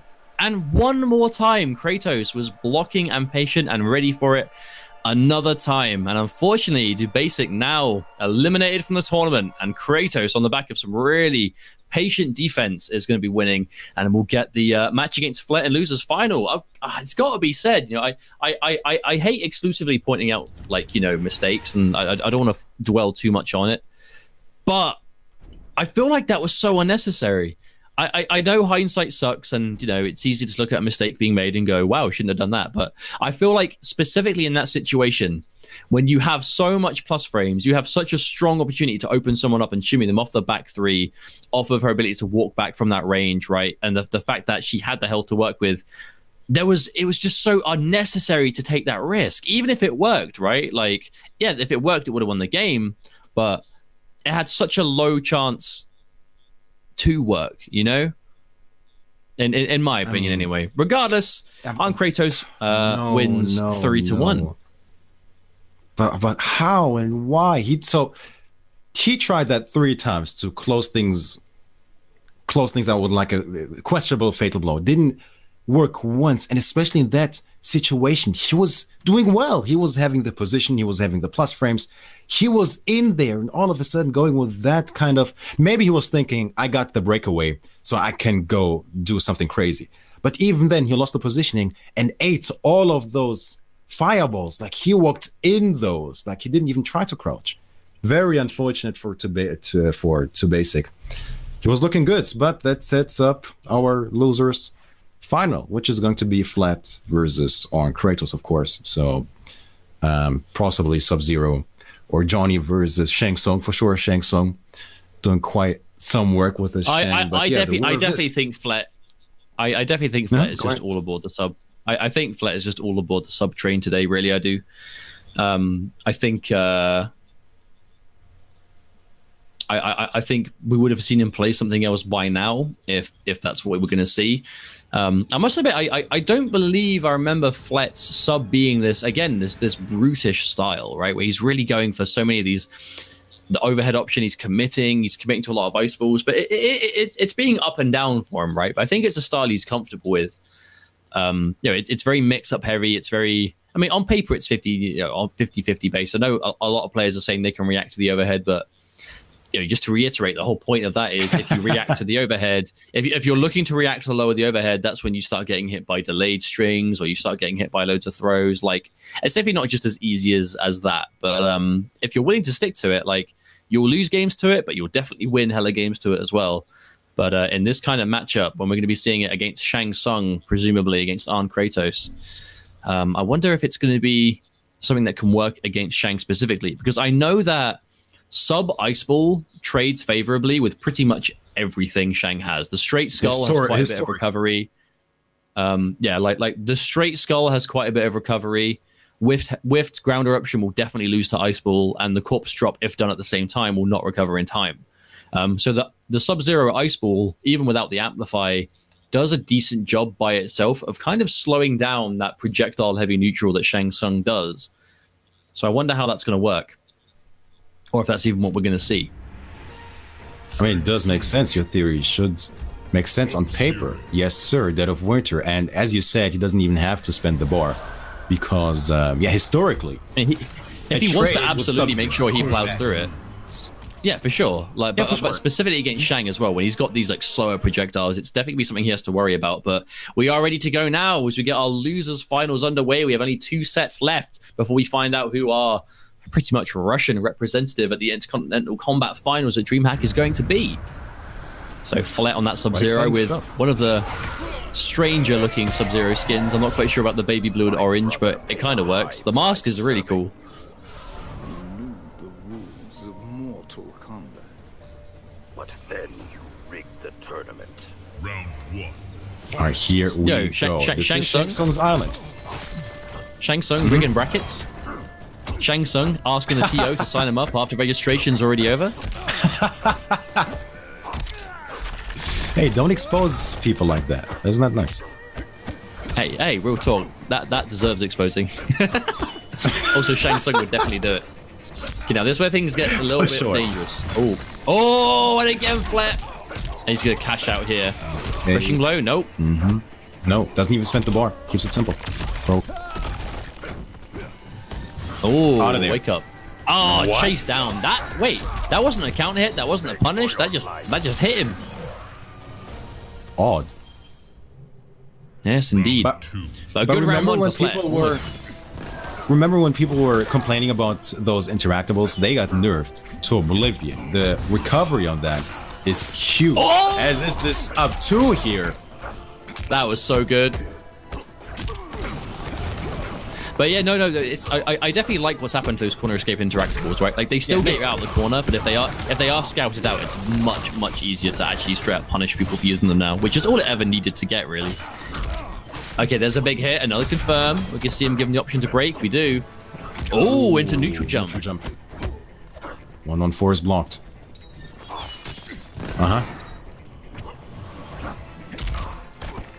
Oh, that was a weird interaction. There you go. Good trade. No bar. Doesn't keep it grounded. Oh, he commits, and he knew Kratos standing up with a breakaway. Fleck could afford to take the risk with a breakaway. What's it gonna be? If he did another ice ball. Oh, he didn't get out in time. Yeah. If one of those ice balls connected, he could have done fatal blow to kill him. Yep. Final round. Doesn't get it that easily. Oh, Kratos still in this. What a whip punish on the forward 4. That was clean. Oh no. And again, another punish. Kratos. He actually wasn't even a reaction either. Like he was just standing up and he just stood there.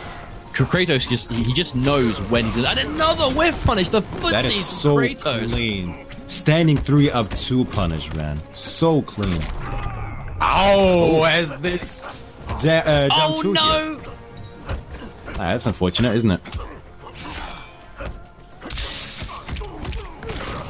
The interruption as well. Beautiful. Even up until his dying moments, went for another overhead. I mean, I respect Fletch sticking to it, right? Like he's clearly willing to just be like, look, I'm going to do this overhead. If it hits, I'm going to kill you, and if you block it, I die. But as long as he's willing to accept that fact, like obviously this is what we're seeing right now, and what we saw when he played against Sacron, and what we're seeing now he's playing here in this losers finals is that is the severe downside to it, right? Like yes, it's cheap and it's easy to feel like, you know, oh man, why can Sub-Zero do this? Why can he do this overhead? Why can he do it off a low? It's very easy to see that and be like, man, this is cheap. They should get rid of it. But this is case in point why it's not gonna carry Sub-Zero to like the absolute tournament victories of the world, right? Because if you block it, he's dead. Like if the only way he can make the overhead save is if he does the forward 2 by itself. A single hit by itself, and that is not enough to scare you off, right? That is not a lot of damage. It's a couple of %. If he commits to anything that gives him damage, the forward 2-4 for the crushing blow, punishable. Forward 2 into ice ball, punishable. Like it's just not something he can rely on exclusively, and we're kind of seeing why. Oh, that was cool. Pun intended? No, it was Shang. It was the skull. It was fire. Opposite of cool. What are you talking about? Temperature. No, yeah, all right. Change the subject. I understand. Yeah, yes, that's the one. I can't believe you said that. Wow. All right, we're in this. Oh, a really good start for Kratos, though. The character, the Soul Steal at some point. I don't think so. I think Kratos is kind of content with Shang right now. That's the good thing about Shang in this game. The Soul Steal is not an essential thing for you to do as a Shang player. It's just a nice icing on the cake if you're against someone you feel comfortable morphing into. I don't think it's a huge surprise we haven't seen Kratos go for it yet. Because clearly Shang Tsung without the Soul Steel is fine. There we go. For sure. Oh, okay. This actually no. This is a good situation for Flet. The low. Oh, and again. Nah, not quite. Not enough. Not enough. No, Kratos is doing such a good job of just recognizing there's minus frames and just sticking out the standing one. Because if Flet has a button blocked and tries to move and Kratos is stuck out a standing one, Flet's going to run straight into it. And that's what keeps happening. And if you do 1-1-4 with Shang Tsung, that is a hit confirmable string if ever I've seen one. Yes, very easy to pick things up here. Oh, okay. Scouts out the wake up roll. Okay, this might be the sequence he needs. Let me see it. Down one is whiffed. The hit advantage, that 1-2 from Sub-Zero. So much advantage on it on hit. Into what? Okay. Slide. Oh, he tried to punish the roll, but a little bit too late. Oh, okay. Oh, This will be a big damage here. Let's say big damage. Less than before. Wow, oh, what a read! Optimal? Oh, no, it's a breakaway. 50. No, this won't kill. No. This is not going to kill. He might have been able to kill if he went for the optimal from there. I believe the optimal was like standing 3, amplified ice ball, and then something into fatal blow. I can't remember exactly what it is. The wake up fatal blow! Wake up fatal blow from Arm Kratos is going to do more than enough damage to take this one. 2-0 now. God damn. Where'd that come from? Out of all things, he went with the wake up fatal blow. There is the... Okay. See? There's the soul steal. I mean, I Maybe don't you heard me. I mean, like, against characters like Jade and stuff, I understand not to go with it.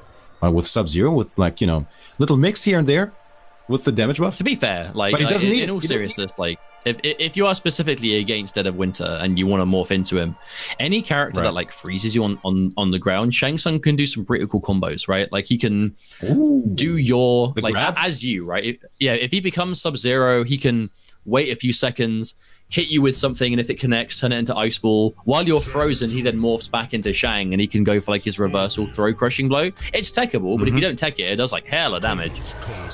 Or you can, you know, not even go for the tech. You can just become Shang again and combo off their own ice. But Flet now with a big change for the first time today, we're going to see him go to Scorpion, and I didn't see if it was Searing Rage or okay, no, it's Reborn. It's Reborn. So an interesting choice here. I think he just realizes that Sub-Zero just isn't working against Kratos. He's just a little bit too ready. And his defense on the overhead, I actually don't think we saw him get hit by a single. After that first round 1 in game 1, I don't think we saw an overhead connect again. Starts up with the back two. Oh, sick. I really kind of option select that. But... So you have to remember though, you know, Reborn gets to make back 2 safe. You know, it's a big thing about the variation. Now again, we have to remember this is nerfed Scorpion, so teleport is a high now. But if he's trying to do it on reaction to projectiles, yeah, that's what he's trying to do. He's trying to do teleport reaction to corpse, but he's been hit by 2 of them now. All right, what's it gonna be? Oh, wait, what? Okay. Okay, you play Scorpion then. 4-3-4 all of a sudden. Oh, you maniac. Oh my lord. Yo, if he did the spear, he could have walked back into Shang and comboed, I think. But that's not bad. Even though he didn't get... He got the crushing blow. Got a crushing blow. Again, yeah. Getting a crushing blow as the morph is huge because you don't lose any of your own at the meantime. There's a throw. Escape failed. That's huge for Flet. Oh. Into what? That is not real anymore. Could have down forward that. Or even neutral dug that. Those random teleports are not a thing anymore. I think he's going for them into the cancel though, right? He's trying to cancel, and if you press a button preemptively because of the high teleport, and you cancel and block, you then gonna make them minus from full screen. Oh, that was a big. Well, he faked the jump in. Yeah, he faked the jump in. Yeah, a jump. But that's what I mean, right? Like Scorpion's teleport still works for everything, but being used in the neutral. You know, just being used just. I don't want to say randomly, but you know what I mean, right? Just throwing it out there. Just call it by its name. Random. Random teleport. Oh, the clean jump over. There's the second bar. Into what? We can see the crushing blow. Yep. That was good damage into the crushing blow. Goodness. Uh-oh. Oh, this might be curtains. Okay. Uh-oh. Wow. He's not dead. He would have still alive. 3%. He has no... Oh, the reaction. Oh, Wow, he tries to the stagger call off out. the forward 3, but not today, as Kratos ready with a down 1. And after a really strong 3-0, showing on Kratos is going to be Grand Finals loser side, where he's going to get his run back against Sakron. Now, it's quite fitting, as this was the first match we saw of the day, Sakron versus Kratos, and now it's going to be the Grand Finals. So we appear to have come full circle. That we have indeed. And yeah, we've seen the results 3-1 earlier, Sakron versus on Kratos, and the first game being super close, barely taking it on Kratos there. But ever since then, Sakron just woken up, being so clean, ready for almost anything with his Sonya. So let's see if history repeats itself. But on the other hand, on Kratos having so many games to play ever since that winner semifinal. So maybe he's hot all of a sudden, no pun intended. Don't worry about it. But yeah, maybe he can make this happen in this grand final. Well, I hope for his sake he can, as if we remember back to in the winner's side, it was 3-1. The only game Kratos won was, I believe it was the first game, I think. But from that point on, it was just it was a clean 3 games in a row. And honestly, Arn Kratos is looking really, really good in every. He was looking kind of distinctly uncomfortable, I think, in the winner's side. I'm not sure if it was a matchup thing. I'm not sure if he's just not as familiar with Sonya, perhaps. But Sakron, on the other hand, the only game he wasn't looking like pristine was the first match, where he was missing flawless blocks. He wasn't quite getting anti-airs and stuff like that. But game 2 onwards was a complete, like he just flipped the switch, right? Like everything was being flawless blocks. He was winning the zoning game. He was getting Kratos cornered and pretty much keeping him there the entire time. All with, again, nerfed Sonya. Like it's a really good demonstration that the character, I think, truly isn't dead. You know, Sonya is still Sonya. She still does what Sonya does. She still has the 50-50. She still has some of the absolute best keep away in the game. She's got good damage. She's got anti-airs. She's got buttons. She's got amazing jump-ins. She's got good crushing blows. Like everything you need to be considered a good character in this game, she has. Which is all that really matters. You know, taking away the ability for her to launch gave Variation 1 a bit more relevance, as obviously you can amplify your air grab to launch, which I think has given that a little bit more reason to be picked, arguably. Hopefully we see that. But she still gets the cancel, right? She still gets cancelable 50-50s into massive damage in the corner. Like, she's still good. I don't want to hear anything else on the matter. She is still good, for sure. She's definitely very scary still. I think she always will be, unless they end up destroying her. Yeah, for sure. All right. So Sakron is in the lobby. On Kratos as well. So we get this match going any second now. Remember, this is the grand final of the Interkontinental Kombat Cup for EU East. The winner of this will qualify for the Kombat Finals IKK later this year for DreamHack. And there's a lot rests on this match. You know, I really feel like... I don't want to even think about it. The winner of this will qualify. The loser of this muster, talk to me. The loser of this. Well, it's rough because it's really hard for Russian players to be able to travel to pro competition events, right? Like, there's nothing local to the community really. They have to travel a long way. It's expensive. So for a lot of Russian players, this online tournament was their best ticket at making the finals. And if you win at the finals, you're in the pro competition that way, right? Like this match right here is so important, specifically this region, specifically to these 2 players. But it is Sakron on the winner's side. Was able to take it over Kratos 3-1 beforehand, and he's going to have to do it again if he wants to be able to win this now before the reset. Of course, Kratos has to reset the bracket, so his work is cut out for him. But Sakron in a prime position to not let that happen. Looking quite even so for, as I say, the huge whiff punish from Sakron. And let us see, slowly approaching the corner here. Sakron. Oh, the whip punish! Look at that. Just look at that beauty. The spacing from Sakron just being on another level. Oh, that all came off a whiff punish from mid-screen as well. That was a beautiful sequence from Sakron, not letting anything get past. And you can see Kratos, like he spent a lot of that game walking back, trying to hover around the mid-range, because if he's point blank, it's trouble. It's trouble time against Sonya. But unfortunately, all this walking back, and he with the jumping again. All the walking back has resulted in, I mean, he's in the corner, right? This is exactly where he got mauled in winner's side, and he doesn't want that to happen again. But Sakron, that's exactly what he wants. He's not even taking any risks. He doesn't have to. It's Sakron. Just being so clean. Look at that. Spins the bar, yes. Using the corner. What's it gonna be? The grab, not being ready for it. And this is looking rough. Oh yeah, that's it. Just like that. It's the same thing. It's the same thing again. They play quite back and forth mid-screen, but then Sakron manages to force him to the corner through just movement, and that's where they stay. It's hard for me to say, because I feel like Kratos is giving up a lot of the screen space quickly. Like he tends to walk back very fast, and before, you know, very early in the game, he's finding himself in the corner. But I mean, what does he do about that? If he jumps in to try and close the space that way, he'll get anti-ed by Sonya's down one, or whatever button he wants to use, pretty much. If he wants to approach him on the ground, he has to worry about walking in a field of ring blasts, or, you know, he can't afford to whiff, or he'll get whiff punished by Sonya's back one, which we saw happen there. It's hard. I feel like it's genuinely hard for Shang to play that neutral game against Sonya. And if he gets cornered, he's in serious trouble. I mean, I think he was thinking hard as well here. Took quite some time in character select. I don't know if he would change, but he definitely plays a lot of characters. So if he doesn't, if he plays other characters, he's running out of time to change. He is running out of time to decide it's time to give it a go. So maybe he was thinking about it just then. Took quite some time, but it's going to be Shang Tsung once again. Okay, just walk up, Sakron.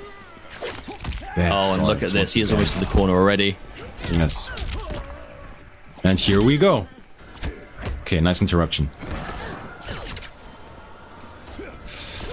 Oh, another whiff from Kratos. This one didn't get punished, though.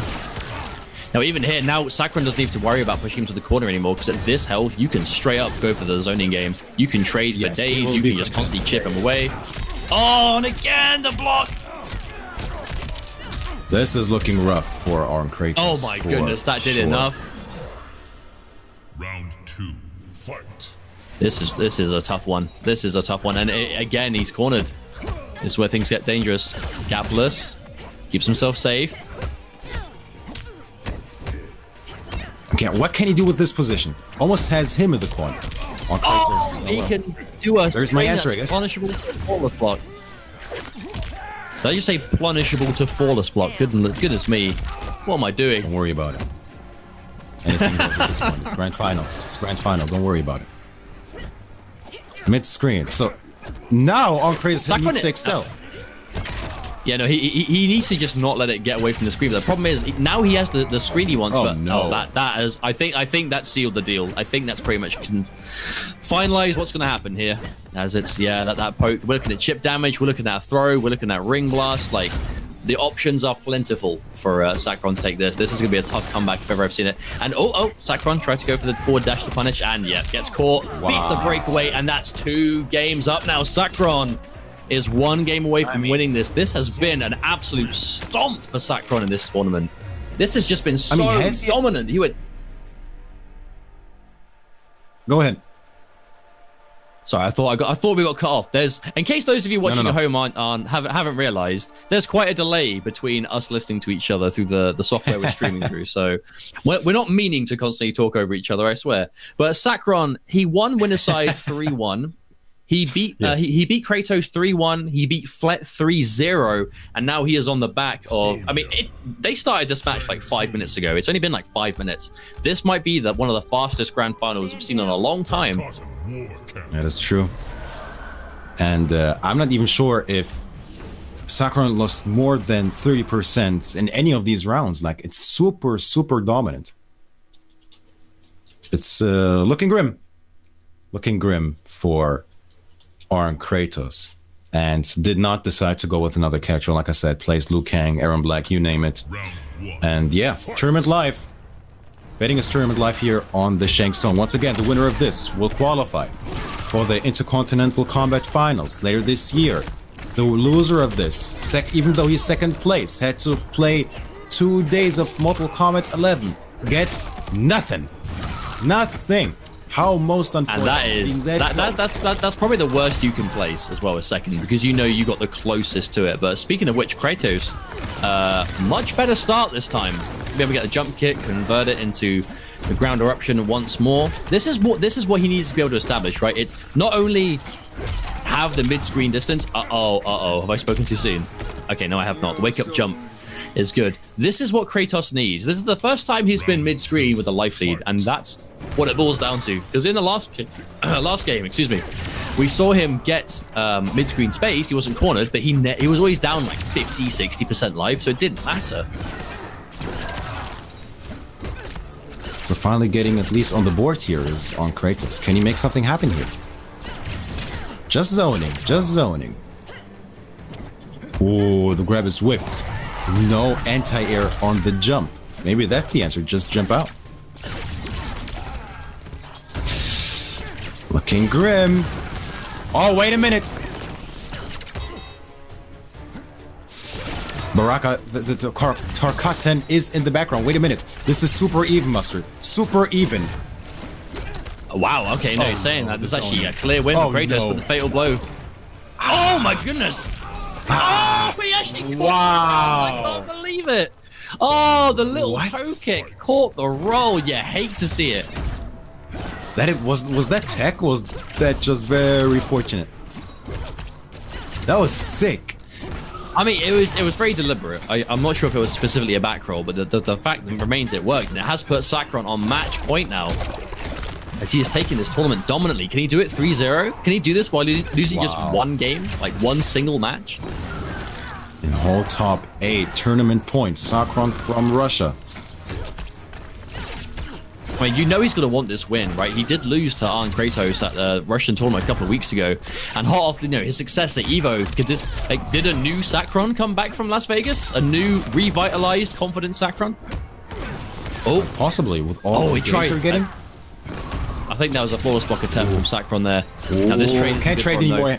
Has to go in low or overhead into fatal blow. What's it gonna be?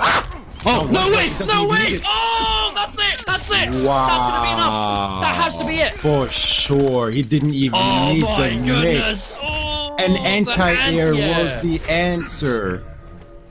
No way. Oh, no! The revenge! Mercy then! Damn. Mercy then! Alright. I feel like these guys have like no respect. No respect. Maybe, man. The Russian community might be savage.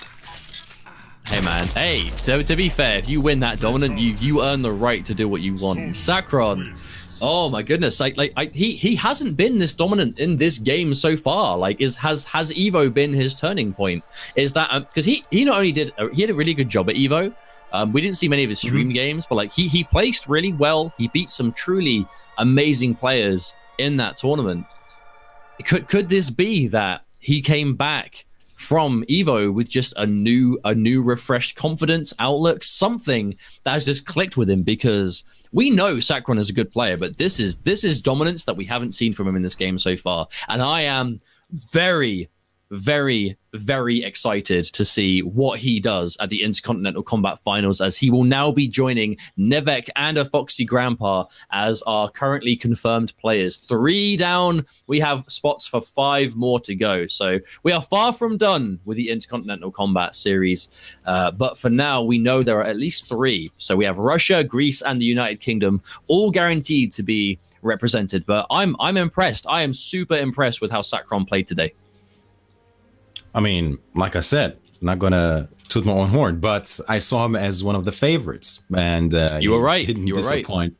It didn't disappoint one bit. But yeah, like you said, 3 are now confirmed, 5 to go, and the next event is, I think, will be a little less than 2 weeks. Will be the online Middle East qualifier. So you're looking at guys like, obviously Tekken Master, Shark Teeth, Aziz, all those people to join, the mix as well. Intercontinental. So you literally have people all over the world, or pretty much. So it's definitely going to be an interesting series. So much more to come when it comes to the IKK. It's a good time to be an international MK fan. You know, like we Yes, have sir. Celtic Throwdown for the pro competition coming up in about 3 weeks' time now. I want to say. Let me just quickly check my calendar. Yeah, in just under 3 weeks. Just under 3 weeks, we have Celtic Throwdown, which is obviously pro competition, so points to be earned. We have American players will be flying over for that, no doubt. I've seen a number of them confirming themselves as well as pretty much all the top European names again.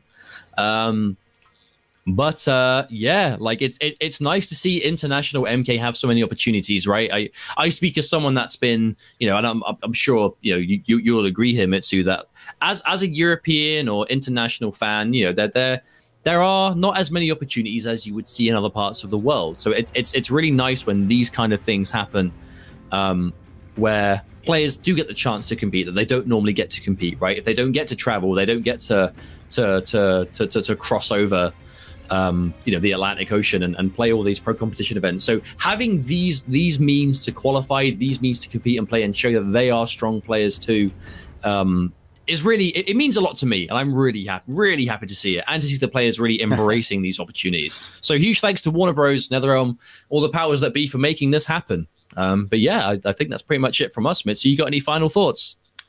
I mean, I can only agree with every single thing you said. To see, I mean, it doesn't get any easier than that for, you know, a chance to qualify for the pro competition finals next year in Chicago, playing a tournament, online tournament from your home, getting a free trip, accommodation, everything to Sweden, and then trying to clutch it out with a tournament win to make it into the grand finals. Doesn't get any easier than that. And especially them involving, like, you know, all these different regions, really, EU East, EU West, of course, and especially like guys like Middle East.